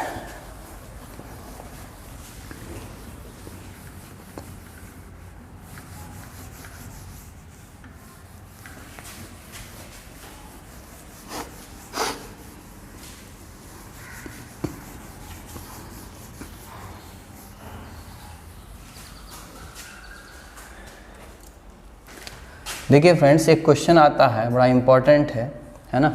ये क्वेश्चन बार बार आपको एग्ज़ाम वगैरह में पूछता है, कभी कभी बोर्ड्स एग्ज़ाम में, ध्यान दीजिएगा। यहाँ क्वेश्चन क्या है, if A and B are invertible matrices. अगर A और B क्या है फ्रेंड्स, इन्वर्टिबल मैट्रिसेस हैं, ध्यान दीजिएगा, इन्वर्टिबल मैट्रिसेस हैं ऑफ द सेम ऑर्डर वाला इन्वर्टिबल मैट्रिक्स। अगर A और B को इन्वर्टिबल मैट्रिक्स मैं बोल रहा हूँ फ्रेंड्स, इसका मतलब पक्का है कि A इंटू बी और B इंटू ए कितना होगा फ्रेंड्स, I आया होगा। ठीक है ना। देन प्रूव दैट, बोला गया प्रूव कीजिए, अगर है ऐसा तो प्रूव कीजिए कि a इंटू बी का होल इनवर्स बराबर b inverse into a inverse होगा, ठीक है ना, with the help of properties के बेसिस पे ही आपको बोला गया है प्रूव करने के लिए, ठीक है। चलिए इसको हम प्रूव करते हैं फ्रेंड्स, ध्यान दीजिएगा। अभी मैंने प्री मल्टीप्लिकेशन और पोस्ट मल्टीप्लिकेशन कंसेप्ट आपको सिखाया है, ठीक है, इसी से मैं इसको प्रूव करूँगा, ध्यान दीजिएगा। देखिए फ्रेंड्स, हम लोग जानते हैं एक प्रॉपर्टी अभी हम लोगों ने पढ़ा है कि किसी मैट्रिक्स को उसी के इन्वर्स से अगर मल्टीप्लाई किया जाए तो हमें क्या रिजल्ट मिलता है फ्रेंड्स, आइडेंटिटी मैट्रिक्स मिलता है। अगर किसी मैट्रिक्स को उसी के इन्वर्स से मल्टीप्लाई किया जाए तो फ्रेंड्स क्या मिलेगा, आइडेंटिटी मैट्रिक्स मिलेगा, ठीक है। तो हम क्या करते हैं फ्रेंड्स, ध्यान दीजिएगा। चलिए इसको हम ए ना बोल करके पी लिख देते हैं। पी को अगर पी इन्वर्स से मल्टीप्लाई करोगे तो क्या मिलेगा, आई मिलेगा, ठीक है। तो लेट पी हमारा क्या है फ्रेंड्स, ए इंटू बी है। ध्यान दीजिएगा, हमें तो प्रूव करना है ए बी इन्वर्स बराबर बी इन्वर्स इंटू ए इन्वर्स। तो मान लेता हूँ मैं कि P के जगह पे यहाँ क्या है, A इंटू बी। आप खुद समझते हो कि अगर दो मैट्रिक्स को मल्टीप्लाई करोगे तो रिजल्ट भी एक मैट्रिक्स आएगा, और वो मैट्रिक्स को मैंने यहाँ पे P माना है और इस P को हमने A इंटू बी माना है, ठीक है। मतलब A और B को जब मैं मल्टीप्लाई करूँगा तो जो मैट्रिक्स मिलेगा उस मैट्रिक्स का नाम क्या है, P, ठीक है। चलिए अगर ऐसा आप समझ रहे हो तो इस P की जगह पे मैं अगर ए बी लिखता हूँ तो यहाँ पे आ गया ए बी का होल इन्वर्स बराबर आई, ठीक है। तो A B into A B inverse भी आई होगा फ्रेंड्स, ठीक है ना, समझ रहे हो ना कंसेप्ट आप। चलिए अगर A B into A B inverse बराबर आई है, लेकिन हमें प्रूफ क्या करना है, ए बी इन्वर्स बराबर बी इन्वर्स ए इन्वर्स। तो हमें ए बी इन्वर्स बराबर B inverse A inverse prove करना है। ये तभी प्रूव होगा जब ये ए बी यहाँ से हटेगा, ठीक है। और ए बी कैसे हट सकता है फ्रेंड्स, तो आप समझते हो ए बी तभी हटेगा जब यहाँ आई आ जाएगा। अगर हम कैसे भी करके इसको आई बना ले तो आई इंटू यही बच जाएगा, तो मेरा आसानी से B inverse A inverse prove हो सकता है। कैसे, जब इसको आई हम बना दे तो। और हम लोगों ने पढ़ा है कोई भी चीज़ आई तब होता है जब सेम उसी मैट्रिक्स को उसी के इन्वर्स से हम मल्टीप्लाई कर दे। तो कैसे होगा फ्रेंड्स, ध्यान दीजिए। और एक चीज़ और गौर करिएगा, हमें बी इन्वर्स ए इन्वर्स चाहिए, ठीक है ना, हमें क्या चाहिए, बी इन्वर्स और ए इन्वर्स। तो ध्यान दीजिए मैंने क्या करा यहाँ पे, समझिएगा पहले। फर्स्ट ऑफ ऑल हम यहाँ पे सोचना है हमें कि बी इन्वर्स ए इन्वर्स किस तरह से आएगा। तो बी इन्वर्स ए इन्वर्स कैसे आएगा फ्रेंड्स, ध्यान दीजिए। तो हम क्या कर रहे हैं, ध्यान दीजिएगा फ्रेंड्स, मैंने यहाँ पे प्री मल्टीप्लाई किया A inverse to both sides. मैंने यहाँ पे A inverse both sides pre multiply किया। प्री मल्टीप्लाई करने का मतलब जो जैसे लिखा हुआ है उसके जस्ट, ये लिखा हुआ तो इसके जस्ट पहले और इसके जस्ट पहले हम लोग क्या करेंगे फ्रेंड्स, हम लोग प्री मल्टीप्लाई करेंगे ए इन्वर्स को। तो ये क्या हो जाएगा फ्रेंड्स, ध्यान दीजिएगा। तो यहाँ हो जाएगा A inverse A B inverse और ये हो जाएगा A inverse I. Pre multiply ही मैंने क्यों किया, क्योंकि हम जानते हैं कि इस ए इंटू ए इन्वर्स को हम यहाँ पहले ही दिखाई दे रहा है हमें। अगर इन दोनों को हम आई बना देंगे तो ये बी बन जाएगा, और फिर जैसे ही हम बी इन्वर्स प्री मल्टीप्लाई करेंगे तो फिर वो आई बन जाएगा, तो हमें आसानी से अपना आंसर मिल जाएगा, ठीक है। तो इसीलिए मैंने पहले बी इन्वर्स मल्टीप्लाई किया। पोस्ट मल्टीप्लाई अगर मैं करता तो यहाँ हमें कुछ प्रॉब्लम फेस करना पड़ता, ठीक है। चलिए तो मैंने यहाँ पे इसको क्या लिखा, आपको पता है ना कि ए इन्वर्स ए बी है, तो इसको मैं लिख सकता हूँ A inverse A B. Properties वगैरह आप लोगों ने पढ़ा हुआ friends, commutative property, associative property, याद आ रहा है ना, एसोसिएटिव प्रॉपर्टी, ठीक है। चलिए तो यहाँ क्या हो गया, ए बी इन्वर्स, और इसको मैं ए इन्वर्स बोल सकता हूँ। क्यों, बताया हुआ है फ्रेंड्स, किसी मैट्रिक्स को आइडेंटिटी मैट्रिक्स से मल्टीप्लाई करोगे वही मैट्रिक्स मिल जाएगा। और ये क्या मिलेगा फ्रेंड्स, आई। तो आई इंटू बी और ये ए बी का होल इन्वर्स बराबर ए इन्वर्स, और ये आई इंटू बी क्या होगा फ्रेंड्स, बी, और ये ए बी का होल इन्वर्स बराबर ए इन्वर्स। तो आप देख सकते हो ए हमारा ख़त्म हो गया और यहाँ से बन गया हमारा ए इन्वर्स। अब हमें क्या चाहिए, बी इन्वर्स चाहिए इससे पहले, और यहाँ भी बी दिखाई दे रहा है आपको। तो ये बी को हम कैसे हटा सकते हैं, जब बी इन्वर्स इसमें प्री मल्टीप्लाई हो जाए। इट मीन्स हम फिर से अगेन प्री मल्टीप्लाई अब किसको, B inverse to both sides. अब दोनों तरफ हम फिर से किसको मल्टीप्लाई करेंगे फ्रेंड्स, बी इन्वर्स को। तो आप देख सकते हो प्री मल्टीप्लाई मतलब जो जैसे लिखा उसके जस्ट पहले, तो ये हो जाएगा ए बी का होल इनवर्स बराबर B inverse A inverse, pre मतलब इससे जस्ट पहले, ठीक है। और ये कितना हो गया फ्रेंड्स, तो ये हो गया हमारा आई, ये ए बी का होल इनवर्स और ये हो गया बी इनवर्स ए इनवर्स। और आप देख सकते हो किसी मैट्रिक्स को, ये पूरा मैट्रिक्स है, इसको आई से मल्टीप्लाई किया तो यही मैट्रिक्स मिल जाएगा। इट मीन्स ए बी के होल इनवर्स को हम लिख सकते हैं B inverse into A inverse, और यही चीज़ हमें फ्रेंड्स प्रूव करने के लिए बोला गया। तो इस तरह से हम आसानी से इस प्रॉपर्टी को with the help of property prove कर सकते हैं, ठीक है। तो आप इसको लिख ले फ्रेंड्स, फिर उसके बाद हम लोग बात करेंगे कि क्या वो एल्गोरिदम है जिस एल्गोरिदम के बेसिस पे मैट्रिक्स का इन्वर्स फाइंड आउट किया जाता है। मतलब अगर मैंने आपको एक ए नाम का स्क्वायर मैट्रिक्स दे दिया और कुछ नहीं दिया है फ्रेंड्स, ध्यान दीजिएगा, थ्योरेटिकल कंडीशन में ए और बी दोनों होता था तब हम निकालते थे, है ना। लेकिन मैंने यहाँ पे आपको सिर्फ एक ए नाम का स्क्वायर मैट्रिक्स दिया है और आपसे बोला है उस ए नाम के स्क्वायर मैट्रिक्स का इन्वर्स फाइंड आउट करो, मतलब ए इन्वर्स फाइंड आउट करो। तो कैसे फाइंड आउट करोगे, वही मेन चीज़ हमें सीखना है, उसी के बेसिस पे हमें क्वेश्चंस वगैरह एग्जाम्स में पूछे जाते हैं, ठीक है। तो पहले आप इनको लिख लीजिए, फिर हम बात करेंगे कि एल्गोरिदम क्या है जिस एल्गोरिदम के बेसिस पे हम आसानी से किसी मैट्रिक्स का, स्क्वायर मैट्रिक्स का इन्वर्स फाइंड आउट कर सकते हैं। तो इसको आप पहले लिख लें फ्रेंड्स, फिर हम बात करते हैं उसके बारे में। चलिए फ्रेंड्स, बात करते हैं कि किस तरह से किसी भी एक स्क्वायर मैट्रिक्स का इन्वर्स फाइंड आउट किया जा सकता है। तो मैं अभी बात करने वाला हूँ उस एल्गोरिदम का, एल्गोरिदम मतलब उस स्टेप बाय स्टेप प्रोसेस का, जिस प्रोसेस को फॉलो करने से हम आसानी से अपने मैट्रिक्स के, एक स्क्वायर मैट्रिक्स को, इन्वर्स को फाइंड आउट कर सकते हैं। और याद रखिएगा फ्रेंड्स, यहाँ उस स्क्वायर मैट्रिक्स का इन्वर्स फाइंड आउट करने के लिए हमें एलिमेंट्री रो और कॉलम ऑपरेशन, जो हम लोगों ने शुरुआती क्लास के शुरुआत में ही पढ़ा था, उस चीज़ को यूटिलाइजेशन करना है, ठीक है ना। तो आपको क्वेश्चन में दिया गया होगा कि with the help of elementary row और column operation find the inverse of the matrix, ठीक है ना। और दूसरा टाइप से क्वेश्चन जो हम लोग डिटर्मिनेंट में पढ़ेंगे, वहाँ पे आपको बोल सकता है डिटर्मिनेंट मेथड से inverse of A matrix find out करो। तो फिलहाल हम लोग अभी पढ़ने वाले हैं कि एलिमेंट्री रो और कॉलम ऑपरेशन के बेसिस पे किस तरह से inverse of a square matrix find out किया जा सकता है, ठीक है। हम लोग ये अभी पढ़ने वाले हैं, ध्यान दीजिए। तो सबसे पहला चीज़ ध्यान दीजिए, यहाँ पे क्वेश्चन में आपको क्या दिया होगा फ्रेंड्स। तो हमारे पास यहाँ क्वेश्चन में दिया गया होगा एक स्क्वायर मैट्रिक्स, मान लेते हैं उस स्क्वायर मैट्रिक्स का नाम क्या है, ए, ठीक है।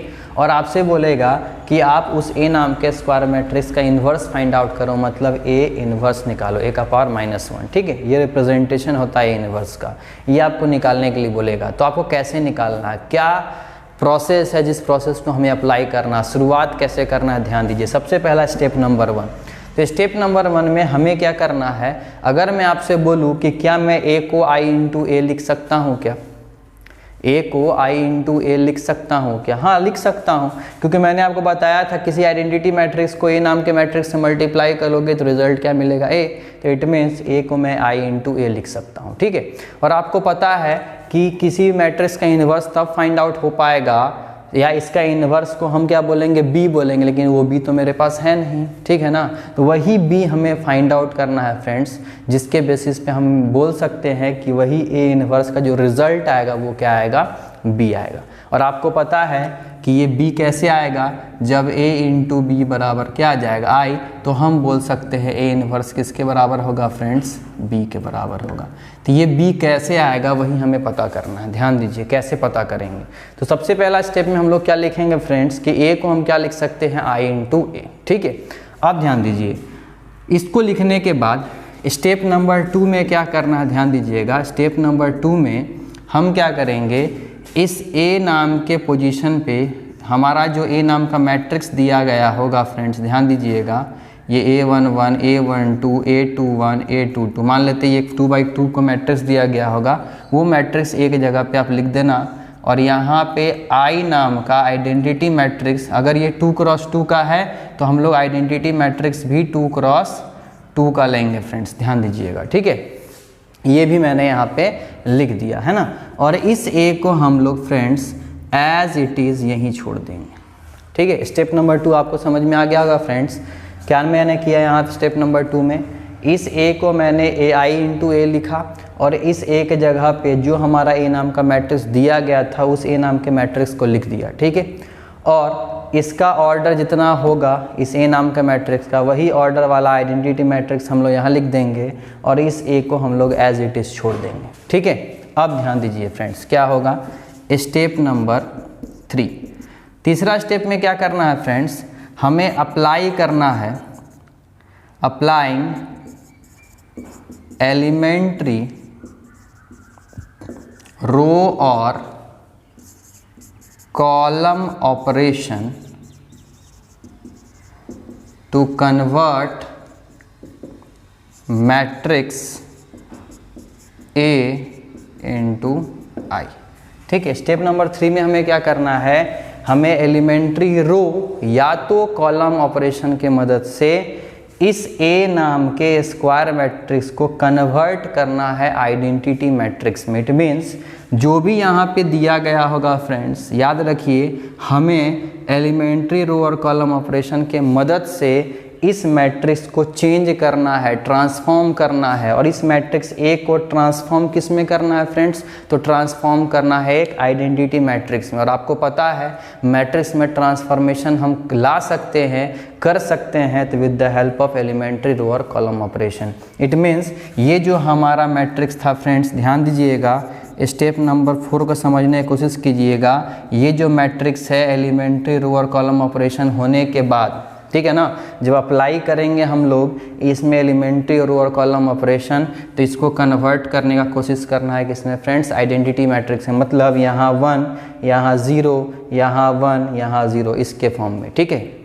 अब देखिए फ्रेंड्स, अगर एलिमेंट्री रो और कॉलम ऑपरेशन हम यहाँ इस स्टेप के बाद अप्लाई कर रहे हैं तो ये भी एक मैट्रिक्स और ये भी एक मैट्रिक्स है। अगर अप्लाई होगा तो ओवरऑल मैट्रिक्सेस में अप्लाई होगा। इट मीन्स यहाँ भी जब चेंज होगा, जब हम इसको आई में कन्वर्ट करने का कोशिश करेंगे तो उस एलिमेंट्री ऑपरेशन के बाद इस आइडेंटिटी मैट्रिक्स में भी चेंजेस आना शुरू हो जाएगा ऑटोमेटिक इसी ऑपरेशन के थ्रू, ठीक है ना।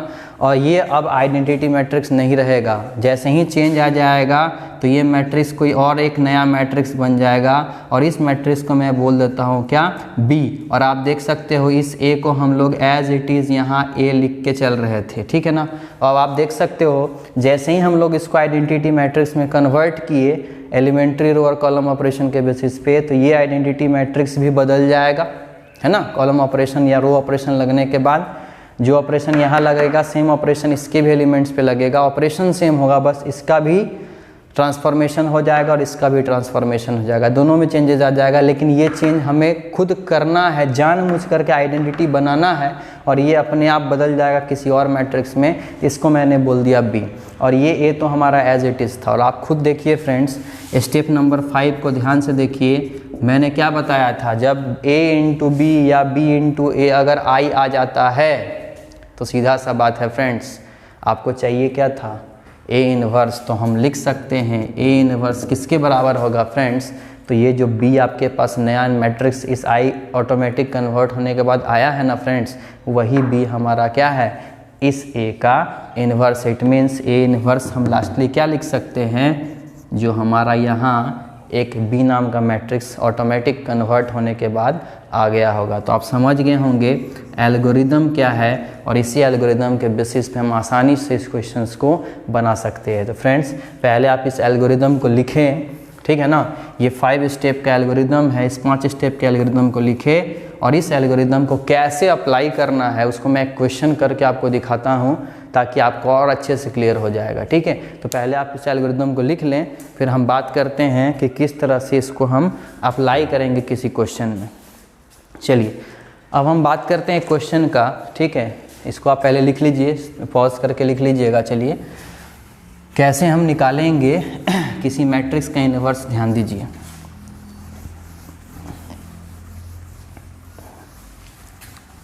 चलिए मान लेते हैं मैंने एक क्वेश्चन लिया, let a is equal to, ठीक है, a इज इक्वल टू 1 - 1 2 3, ठीक है। मान लो मैंने a नाम का मैट्रिक्स लिया, ठीक है। तो आपसे बोला गया है then find A inverse by elementary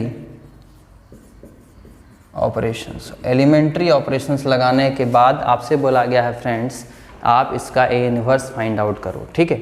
चलिए अब एक चीज़ ध्यान दीजिए फ्रेंड्स, है ना, सॉल्यूशन पे आते हैं। याद कीजिए स्टेप बाय स्टेप क्या करने बोला था मैंने। तो मैंने आपको बताया था कि वी नो हम क्या लिख सकते हैं फ्रेंड्स, इस मैट्रिक्स का नाम ए है तो हम लिखेंगे we know A is equal to I into A होता है। ए को हम क्या लिख सकते हैं, आई इंटू ए। ये पहला स्टेप हो गया फ्रेंड्स। चलिए अगर बी रहता तो बोलते बी को हम क्या लिख सकते हैं, आई इंटू बी। अगर सी रहता तो क्या बोलते, सी को हम लिख सकते हैं आई इंटू सी। चलिए अब मैंने क्या बताया था फ्रेंड्स, इस ए के जगह मैट्रिक्स को लिख दो जो है, तो ये क्या है 1 -1 2 3, ठीक है। और इस आई के जगह पे जिस ऑर्डर का ये ए नाम का मैट्रिक्स है वही इसी ऑर्डर का आइडेंटिटी मैट्रिक्स सब लिख देना। तो 1 0 0 और 1, और इस ए को मैंने बोला था एज इट इज़ छोड़ देने के लिए, ठीक है। चलिए फ्रेंड्स ध्यान दीजिएगा, अगर मैं यहाँ पे बात कर रहा हूँ कि इस मैट्रिक्स को हम इस तरह से लिख सकते हैं, तो ध्यान दीजिएगा फ्रेंड्स, अगर इस ए को हम आई इंटू ए लिख सकते हैं तो ये मैट्रिक्स को अब हमें क्या करना है फ्रेंड्स, अब हम देख सकते हो यहाँ पे बताया था मैंने कि इस मैट्रिक्स को हमें आइडेंटिटी मैट्रिक्स में कन्वर्ट करना है फ्रेंड्स। तो आइडेंटिटी मैट्रिक्स में कन्वर्ट करने के लिए हम लोग यहाँ पे एलिमेंट्री रो या तो कॉलम ऑपरेशन का इस्तेमाल करेंगे, ठीक है। और जैसे ही एलिमेंट्री रो या कॉलम ऑपरेशन इस जगह पे लगाते हैं तो होता क्या है कि ये चीज़ तो कन्वर्ट होगा ही, साथ साथ ये भी चीज़ कन्वर्ट होना शुरू हो जाएगा ऑटोमेटिकली, ठीक है ना, जिसके बेसिस पे इस मैट्रिक्स में और इस मैट्रिक्स में ट्रांसफॉर्मेशन आ जाएगा। तो ध्यान दीजिए फ्रेंड्स क्या मैंने बोला, तो हमारा काम क्या होगा, हमारा टारगेट है इस मैट्रिक्स को आइडेंटिटी मैट्रिक्स बनाना, मतलब इसके एलिमेंट्स में चेंजेस लाना, और एलिमेंट्स में चेंजेस लाने के लिए हम लोग लगाएंगे एलिमेंट्री रो या तो कॉलम ऑपरेशन।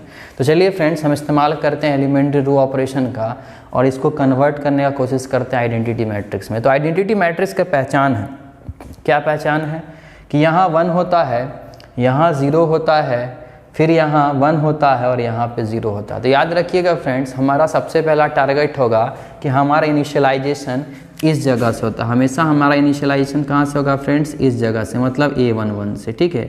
मतलब हमें सबसे पहले 1 बनाना है, हमें सबसे पहले क्या बनाना है फ्रेंड्स, 1।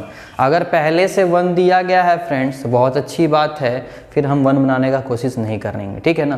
तो याद रखिए पहले हमें क्या बनाना है, सबसे पहले शुरुआत करना है इस जगह से, पहले हमें 1 बनाना है। जैसे ही 1 बन जाएगा एलिमेंट्री रो या कॉलम ऑपरेशन से, तो हम अब इसको 0 बनाने की कोशिश करेंगे। तरीका को फोकस करिएगा फ्रेंड्स, कैसे 1 0 बनता है। चलिए थोड़ा देर के लिए अज्यूम कर लीजिए कि यहाँ पे भी 2 था, ठीक है। तो 2 को हम 1 कैसे बना सकते हैं, तो आप सिंपल सा कंसेप्ट समझिए फ्रेंड्स। पहले आप आइडेंटिफाई करो कि जिस एलिमेंट को हम बदलना चाहते हैं वो, अगर मैं रो के हिसाब से बदलना चाहता हूँ, एलिमेंट्री रो ऑपरेशन लगाना चाहता हूँ, तो वो एलिमेंट किस रो में मौजूद है। तो आप देख सकते हो, अगर मेरे हिसाब से मान लो थोड़ा देर के लिए यहाँ पे 2 होता, थोड़ी देर के लिए अज्यूम कर लो यहाँ पे 2 होता, तो इस 2 को मैं 1 बनाना चाहता हूँ। तो सबसे पहले आप चेक करो कि आप जिस एलिमेंट को कन्वर्ट करना चाहते हो वो कौन से रो में अवेलेबल। अगर मैं एलिमेंट्री रो ऑपरेशन लगाता हूँ तो पूछूंगा कौन से रो में है, अगर मैं एलिमेंट्री कॉलम ऑपरेशन लगाना चाहता हूँ तो पूछूंगा कौन सा कॉलम है। तो मैंने इस्तेमाल करना चाहा एलिमेंट्री रो ऑपरेशन का, इसीलिए मैं आपसे पूछूंगा कि ये 2 कौन से रो पे अवेलेबल है। तो आप देख सकते हो ये 2 फर्स्ट रो पे अवेलेबल है। तो इस फर्स्ट रो के एलिमेंट 2 को हम चेंज करना चाहते हैं। तो मैंने क्या सिखाया था फ्रेंड्स, जिसको आप चेंज करना चाहते हो, मतलब हम रो 1 को बदलना चाहते हैं, रो 1 के एलिमेंट को हम बदलना चाहते हैं, तो जिसको हम बदलना चाहते हैं फ्रेंड्स वो कहाँ आएगा, सामने आएगा, ठीक है। चलिए अब सीधा सा कंसेप्ट दिमाग में सेट कर लीजिए फ्रेंड्स, ज़्यादा दिमाग घुमाने का कोई ज़रूरत नहीं है। सीधा सा 2 चीज़ है, उसको आप ध्यान में रखिए, कभी प्रॉब्लम में नहीं फंसोगे आप। अगर आपको किसी चीज़ को 1 बनाना है, क्योंकि मेरा शुरुआत सबसे पहले यहीं से होगा, हमेशा मेरा टारगेट होगा 1 बनाने का, ठीक है। तो इस वाले एलिमेंट को अगर हम 1 बनाना चाहते हैं तो याद रखिए 1 बनाने का तरीका क्या होता है। अगर हम इस 2 को बदलना चाहते हैं, मतलब इस R1 में मौजूद एलिमेंट 2 को हम चेंज करना चाहते हैं, तो वो कहाँ आएगा फ्रेंड्स, सामने आएगा, ठीक है ना। और जिस चीज़ को हम बदलना चाहते हैं, तो याद रखिएगा अगर हमको कभी 1 बनाना है तो जो सामने आया है ना फ्रेंड्स, उस चीज़ को उसी एलिमेंट से डिवाइड कर दो। तो मैंने क्या किया, R1 को बदलना चाहा तो R1 कहाँ आया, सामने आया और R1 को मैंने किससे डिवाइड कर दिया फ्रेंड्स 2 से। ठीक है, ये 1 बनाने का तरीका है, यूनिवर्सल है, याद रखिए हर जगह काम आएगा। ठीक है, ज़्यादा दिमाग नहीं लगाना है, सिंपल सा दिमाग में रखना है। पहला काम देखिए, फर्स्ट क्वेश्चन में थोड़ा सा आपको प्रॉब्लम होगा, 2-3 क्वेश्चन जैसे ही हम लोग बना लेंगे आपको पूरा का पूरा कंसेप्ट समझ में आ जाएगा। देखिए, इसलिए घबराना मत, आप बस समझने की कोशिश करो। आप 1-2 क्वेश्चन में आपको प्रॉब्लम फेस करना पड़ेगा, फिर धीरे धीरे आपको रिदम में आ जाएगा। ठीक है, मैंने क्या बताया, पहला काम, पहले आप इस चीज़ यहाँ शुरुआत हमेशा करना है, यहाँ सबसे पहले आपको 1 बनाना। अगर 1 बना हुआ है तो फिर इसके बाद आपको कहाँ आना है फ्रेंड्स, 0 बनाना है, तो 1 के बाद 0। ठीक है ना, अगर 3/3 रहता तो 1 के बाद 0 फिर 0 ऐसे चलते हैं। ठीक है, चलिए, हमेशा पहला टारगेट होना चाहिए 1 बनाने का। ठीक है, तो हम लोग इसको 1 बनाएंगे। तो 1 बनाने का तरीका मैंने बताया, सबसे पहले चेक करो ये कौन सा रो में अवेलेबल है, तो ये रो R1 में अवेलेबल है। तो मैंने लिखा, हमें इसको चेंज करना है ना, तो हम R1 को बदलना चाहते हैं, तो R1 कहाँ आएगा फ्रेंड्स, सामने। और 1 बनाने का तरीका क्या है, जो सामने आया है ना फ्रेंड्स, R1 सामने आया, तो इसको 1 बनाना चाहते हैं तो R1 को इसी चीज़ से क्या कर दो, डिवाइड कर दो। ये 1 बनाने का तरीका है। ठीक है, चलिए इसी तरह से अगर यहाँ 3 रहता तो R1 को किससे डिवाइड करते, 3 से। लेकिन हमारे पास एक्चुअल क्वेश्चन में क्या है फ्रेंड्स, 1 है। तो हमारे पास जब 1 है ही, तो ये पहले से 1 बना हुआ है, तो हम इसको डिस्टर्ब नहीं करेंगे। ठीक है, चलिए, हम अब किसको बनाएंगे, 0 को। तो याद रखिए 1 बनाने के बाद, या पहले से 1 है तो इसके बाद हम 0 बनाने की कोशिश करेंगे, और 0 कहाँ अवेलेबल होगा, नीचे। ठीक है, तो अब इसके बाद इसको हम बनाते चलेंगे कंटिन्यू ऐसे नीचे की तरफ। ठीक है, तो अब इसको हम बनाना चाहते हैं 0। ठीक है, तो ध्यान से देखिए फ्रेंड्स, मैंने क्या बताया था, रो ऑपरेशन का मैं सहारा ले रहा हूँ। तो आप चेक करो, हम इसको कन्वर्ट करना चाहते हैं किस में, 0 में। तो ये 2 किस रो पे मौजूद है, तो ये मौजूद है फ्रेंड्स R2 पे। ठीक है, तो मैंने क्या बताया था फ्रेंड्स, जिस चीज़ को हम बदलना चाहते हैं वो कहाँ आएगा, सामने आएगा। तो R2 आ गया फ्रेंड्स सामने। ठीक है, तो R2 को हम चेंज करना चाहते हैं, R2 क्या हो गया, सामने आ गया। तो इस पर फोकस करो, बस इस पर। ठीक है, तो R2 को मैंने सामने लाया। ठीक है, अब सोचो इसको 0 बनाना है, तो मैंने बताया था, अब देखो 0 बनाने का तरीका क्या होता है फ्रेंड्स, 0 बनाने के लिए हमेशा उस एलिमेंट का सहारा लो जहाँ 1 बन चुका है। तो देख सकते हो मैंने क्या बताया था, इस चीज़ को अगर बिगाड़ना है या अच्छा करना है, बुरा बनाना है, ख़राब बनाना है, तो ये सहारा ले सकता है अपने एनवायरनमेंट का। और इसके एनवायरनमेंट में सहारा लेने के लिए कौन है फ्रेंड्स, R1। ठीक है, तो हम घटा या जोड़ सकते हैं। ठीक है, तो मैंने क्या बताया, इसको ध्यान से देखो, R2 में चेंज करना चाहते हैं तो R2 क्या हो गया फ्रेंड्स, सामने आया। मतलब 2 में बदलना चाहते हैं तो 2 कहाँ आया, सामने आया। इस तरह से समझो, R2 मौजूद कौन है, 2। तो 2 को 0 बनाना चाहते थे फ्रेंड्स, 2 कैसे 0 बन सकता है, 2 - 2 हो जाए तो 0 बन जाएगा। तो ध्यान दीजिए, R2 में से माइनस कर दिया मैंने R1 को। मैंने क्या बताया, सहारा उसी का लेगा जो इसके आस पड़ोस में होगा। तो इसका सहारा कौन, R1। तो मैंने R1 लिख दिया। तो मतलब 2 बदलना चाहता है अपने आप को, 2 सामने आया, और 2 माइनस कौन होगा, इसके सामने वाला, मतलब 1। तो 2 - 1 तो फ्रेंड्स 1 होता है, 0 नहीं होता। लेकिन अगर इसमें मैं 2 मल्टीप्लाई कर दूँ तो 2 - 2 मतलब 2 1 जा 2 और -2 कितना हो जाएगा, 0। तो इस तरह से ये 0 बन सकता है। तो 0 बनाने का तरीका है, फिक्स है, यूनिवर्सल है, याद रखिएगा।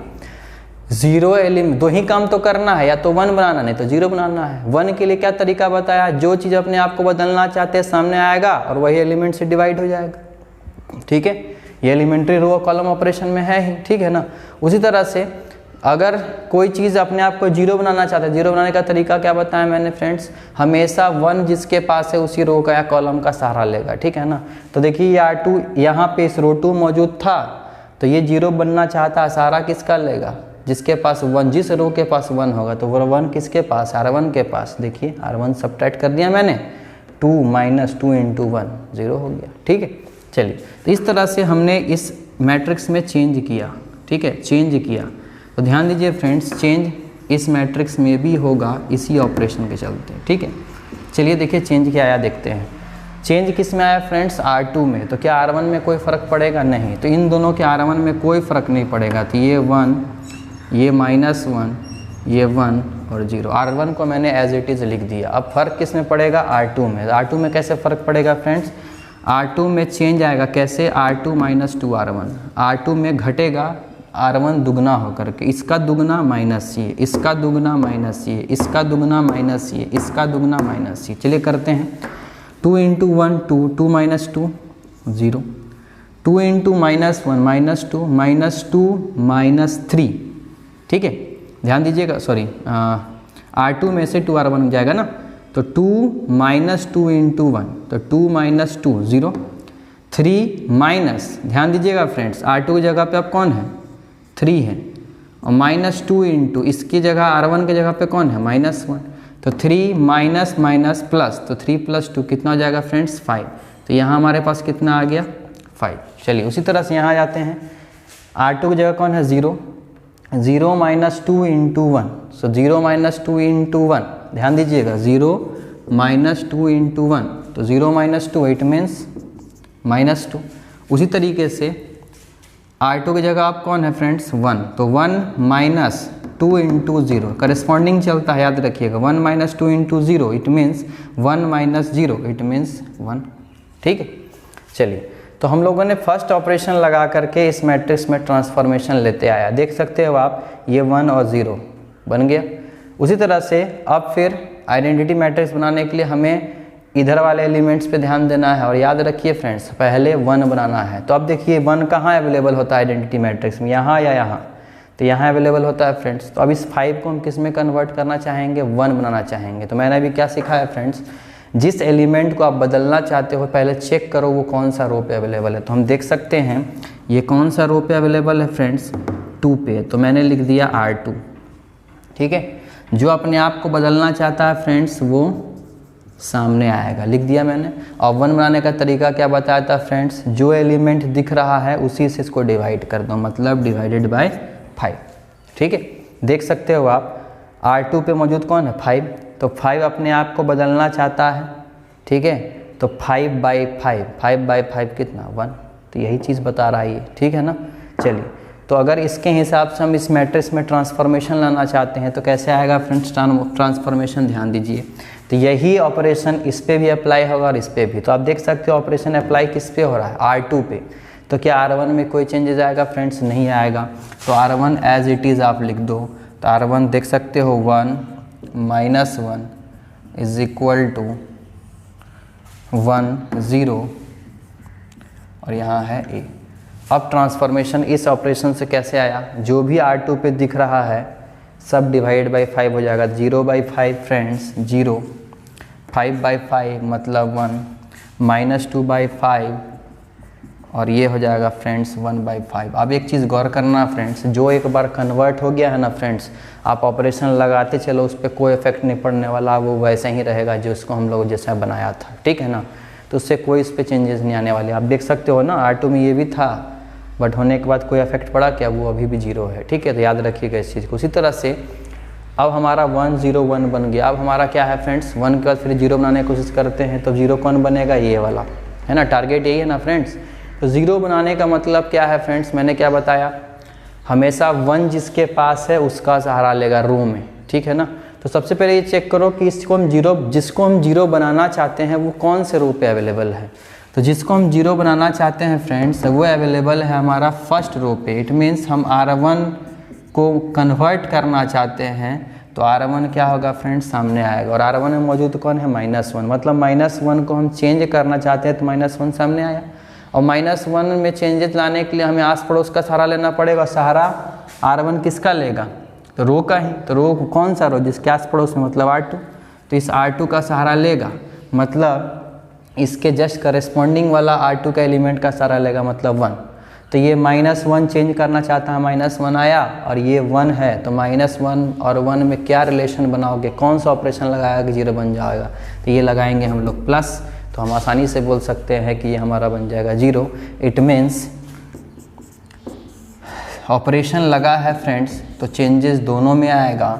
और याद रखिएगा चेंजेस अगर दोनों में आता है तो चेंज जिसमें नहीं आ रहा उसको हम पहले लिख लेंगे। तो हमारा R1 में चेंज आ रहा है तो R2 पे कोई अफेक्ट नहीं पड़ेगा। तो ये 0 1, ये -2/5 और ये 1/5, ठीक है।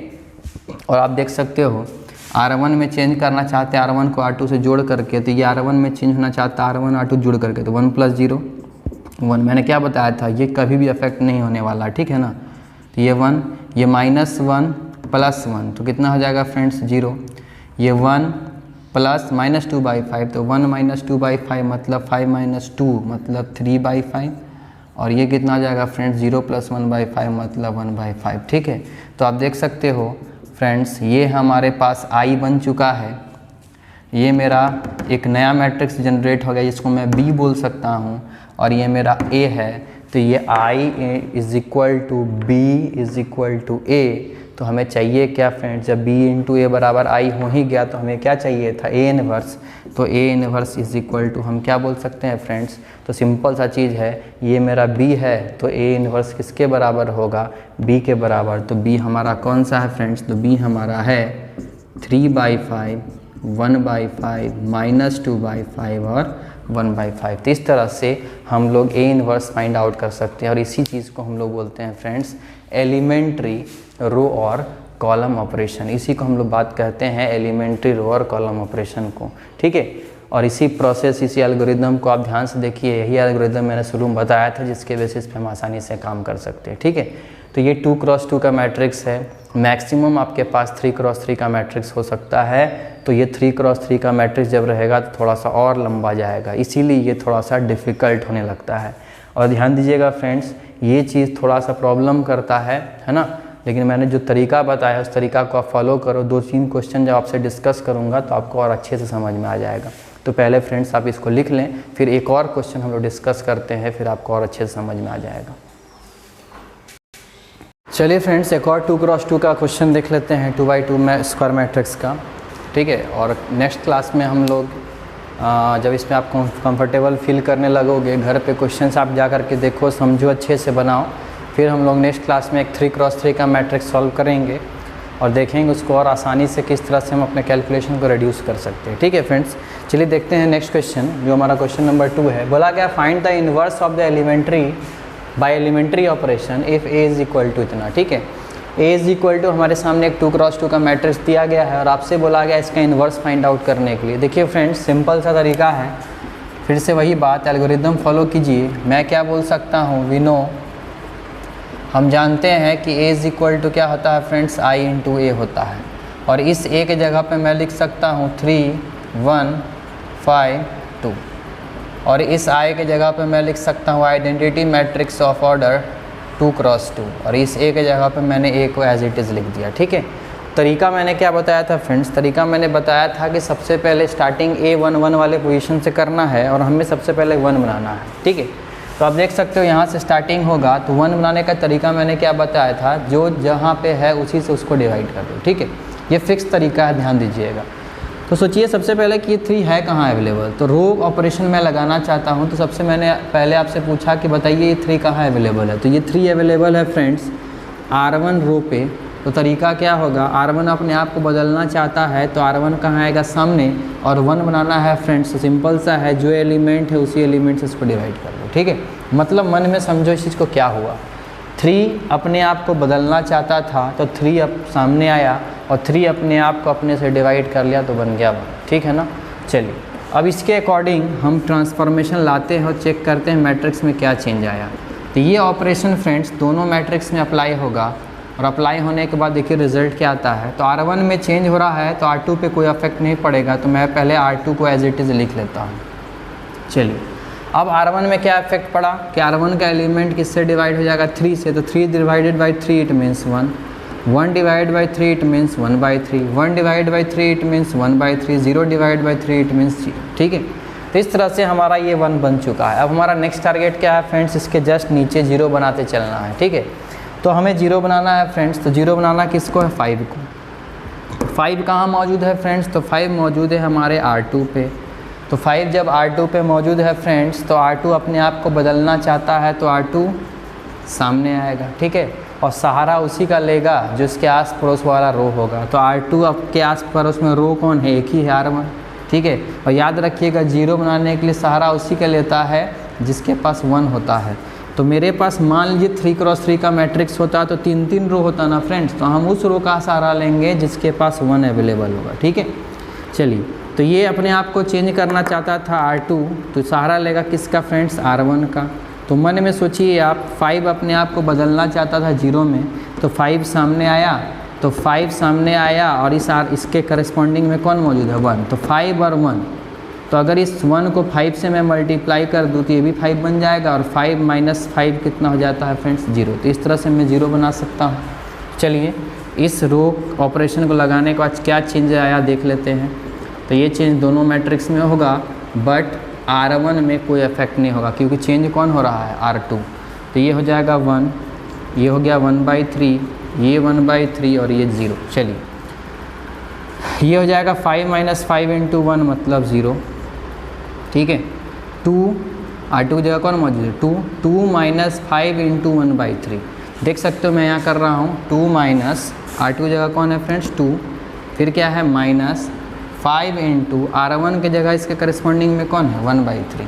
ये हो जाएगा 2 माइनस 5/3, इट मीन्स 3 2 = 6 माइनस 5, तो 6 माइनस 5 कितना 1, तो इट मीन्स ये हो जाएगा 1/3। उसी तरह से यहाँ 0 है तो 0 माइनस 5 इंटू 1/3, तो 0 माइनस 5/3 मतलब माइनस 5/3। ये 1 माइनस 5 इंटू 0, तो 1 माइनस 5 इंटू 0 का मतलब 1, ठीक है। तो इस तरह से करके हम इस तरह से ट्रांसफॉर्मेशन ला सकते हैं। ये 1 बन गया, ये 0 बन गया। अब हमारा नेक्स्ट टारगेट क्या है फ्रेंड्स, तो हमारा नेक्स्ट टारगेट है इधर वाला में 1 पहले बनाना। तो इधर वाला में 1 कहाँ होता है आइडेंटिटी मैट्रिक्स में, यहाँ पे होता है। तो यहाँ होने का मतलब अब चेक कीजिए कि ये कहाँ मौजूद है, तो ये मौजूद है हमारा R2 में। तो मैंने R2 में चेंज करना चाहा तो R2 सामने आएगा। और 1 बनाने का तरीका सिंपल सा है फ्रेंड्स, जो है उसी से डिवाइड कर दो। तो मैंने 1/3 से डिवाइड कर दिया। और 1/3 से डिवाइड करना बोलो या 3 से मल्टीप्लाई करना बोलो, बात तो बराबर ही है ना, ये 3 ऊपर चला जाएगा। तो अगर आपको समझ में आ रहा है तो मैं काम करता हूँ, इसको लिख देता हूँ 3R2, ठीक है। डिवाइड कर दो या सीधा सीधा बोलो मल्टीप्लाई कर दिया, वही चीज़ ना हो रहा है फ्रेंड्स। चलिए तो ये क्या हो गया, अब R2 में चेंजेस आएगा, ठीक है ना, दोनों मैट्रिक्स के R2 में चेंजेस आएगा। देखिए क्या चेंजेस आता है, बट पहले उससे पहले मैं R1 को लिख लेता हूँ। तो ये 1, ये 1/3, ये 1/3 और ये 0, और ये हो जाएगा 0 इंटू 3 मतलब 0, 3 इंटू 1/3 का मतलब 1, 3 इंटू माइनस 5/3 का मतलब -5 और 1 इंटू 3 का मतलब 3, ठीक है। तो आप देख सकते हो 1 0 1 बन गया है। अब हमारा लास्ट टारगेट कौन सा है फ्रेंड्स 1/3। अब हमें 0 बनाना है। तो इस 0 को बनाने के लिए क्या करना पड़ेगा फ्रेंड्स, ध्यान दीजिए कहाँ मौजूद है, तो ये मौजूद है R1 में। R1 अपने आप को बदलना चाहता है तो R1 कहाँ आएगा फ्रेंड्स, सामने आएगा, ठीक है। और सहारा किसका लेगा R1, R2 का, तो R2 मैंने लिख दिया। अब मन में सोचो ये 1/3 अपने आप को बदलना चाहता था तो 1/3 सामने आया, 1/3 यहाँ है, यहाँ 1 है, तो ये 1/3 माइनस या प्लस क्या करोगे कि यहाँ पे 0 आ जाए। सोचो मन में सोचो ना, ये 1/3 है, 1/3 माइनस और ये 1 है, तो एक काम करता हूँ यहाँ 1/3 से मल्टीप्लाई कर देता हूँ। तो ये 1/3 माइनस 1/3 इंटू 1, तो ये क्या हो जाएगा फ्रेंड्स 0 हो जाएगा। तो इस प्रॉपर्टी को लगाइए और आंसर पाइए, ठीक है ना। ये हो जाएगा यहाँ पे R1 में चेंज आ जा रहा तो R2 पे कोई फ़र्क नहीं पड़ेगा, तो मैंने R2 को एज इट इज़ लिख दिया, ठीक है। अब देखिए R1 में चेंज आएगा तो R1 कौन है 1 माइनस 1/3 इंटू 0 इट मीन्स 1। मैंने बताया भी था पहले इस सब में कोई चेंजेस नहीं होगा। जो एक बार बदल गया है फ्रेंड्स आइडेंटिटी मैट्रिक्स होने के लिए, उसमें आप कुछ भी कर लो चेंजेस नहीं आ सकता है, ठीक है, सही ऑपरेशन लगाते हो तो। ये 1/3 माइनस 1/3 इंटू 1 तो 0, ये 1/3 यहाँ है माइनस, देखिए यहाँ देखिए क्या है R1 की जगह 1/3 माइनस 1/3 इंटू R2 की जगह क्या है फ्रेंड्स -5, ये 1/3 प्लस 5/3, तो ये 3 ये 6, तो 3 2 = 6 इट मीन्स यहाँ कितना आएगा 2 आ जाएगा, ठीक है। अगला R1 कौन है फ्रेंड्स 0, तो 0 माइनस 1/3 इंटू 3, तो 3 कैंसिल आउट, क्या बचा फ्रेंड्स -1। तो आप देख सकते हो आइडेंटिटी मैट्रिक्स में पूरी तरह से कन्वर्ट हो चुका है और ये हमारा एक नया मैट्रिक्स जनरेट हो गया। तो मन में सोचो ये I है, ये B है और ये A है, तो A इंटू B या B इंटू A जब I आ जाता है फ्रेंड्स, तो देयरफॉर हमें फाइंड आउट करना था A इन्वर्स। तो A इन्वर्स किसके बराबर होगा, इस B के बराबर। तो हमारा रिजल्ट क्या होगा A इन्वर्स बराबर 2 -1 -5 और 3, यही हमारा आंसर है फ्रेंड्स, ठीक है। तो इस तरह से करके हम आसानी से अपने क्वेश्चंस को सॉल्व कर सकते हैं। तो अगर आप थोड़ा सा प्रयास करो, थोड़ा सा कोशिश करो तो आप 3/3 भी बना सकते हो। बस तरीका ध्यान में रखना फ्रेंड्स, पहले 1 से शुरुआत होगा, फिर 0 की ओर जाएंगे, फिर सेकेंड वाला में 1 को पहले बनाएंगे, फिर 0 को, फिर थर्ड वाला में फिर 1 को, फिर 0 को। ऐसे कंटिन्यू करते चलो फ्रेंड्स, आसानी से आप बना सकते हो। 1 बनाने का तरीका मैंने बताया हुआ है, 0 बनाने का तरीका मैंने बताया। यही 2 चीज़ है जिसके बेसिस पे आसानी से इन्वर्स फाइंड आउट कर सकते हो। और भी अलग अलग दिमाग लगाता है इंसान, उतना दिमाग लगाने की कोई ज़रूरत ही नहीं है। बस 2 काम है फ्रेंड्स, 2 काम करना है, पूरा का पूरा कैलकुलेशन आपके हाथ में रहेगा, कोई प्रॉब्लम नहीं आएगा। ठीक है, तो इस तरह से आप काम कीजिए, आपका आसानी से पूरा का पूरा क्वेश्चन सॉल्व हो जाएगा। ठीक है फ्रेंड्स, नेक्स्ट क्लास में फ्रेंड्स हम लोग एनसीईआरटी के क्वेश्चंस डिस्कस करेंगे और इससे रिलेटेड 3x3 का मैट्रिसेस का कुछ क्वेश्चंस देखेंगे, जिसके बेसिस पे हम इन्वर्स निकालना सीखेंगे और देखेंगे कि कैलकुलेशन कैसे कैसे हम और रिड्यूस हद तक कर सकते हैं। ठीक है, और साथ साथ हम लोग कुछ IIT JEE मेंस 2020 के लिए कुछ इंपॉर्टेंट क्वेश्चंस भी देखेंगे मैट्रिसेस का, जो आप आसानी से कर सकते हो, बना सकते हो। ठीक है, कोई प्रॉब्लम नहीं आएगा। और आप एक चीज़ गौर करना कि किस टॉपिक से ज़्यादा क्वेश्चन पूछा जा रहा है मेंस का। ठीक है, उससे आपको फ़ायदा होगा, समझ में आएगा कि हमें ज़्यादा कहाँ मेहनत करना है, किस टॉपिक ज़्यादा प्रिपरेशन करना, कहाँ ज़्यादा क्वेश्चन बनाना है। ठीक है फ्रेंड्स, तो फ्रेंड्स प्लीज़ अगर आपको वीडियो अच्छा लगता है, मेरे कंटेंट्स आपको अच्छे लग रहे हैं, वीडियो अगर अच्छा लगता है तो प्लीज़ आप लाइक ज़रूर करें फ्रेंड्स। ठीक है, ज़्यादा से ज़्यादा शेयर करिए चैनल को। ठीक है, और कोशिश करें कि अगर आप चैनल को सब्सक्राइब करते हैं तो बेल आइकन को ज़रूर प्रेस करें, क्योंकि अगर कोई भी वीडियो मैं डालता हूं तो उसका अपडेट, उसका नोटिफिकेशन आपको लगातार आपके वीडियो यूट्यूब पे मिलते रहेंगे, तो ताकि आपको मेरे चैनल्स के लेटेस्ट अपडेट्स जानने में प्रॉब्लम फेस ना करना पड़े। ठीक है, तो आप प्लीज़ वीडियो सब्सक्राइब करें, लाइक करें, चैनल सब्सक्राइब करें, वीडियो लाइक करें। ठीक है, और बेल आइकन को ज़रूर प्रेस करें फ्रेंड्स। तब तक के लिए friends, thank you and have a nice day and take care.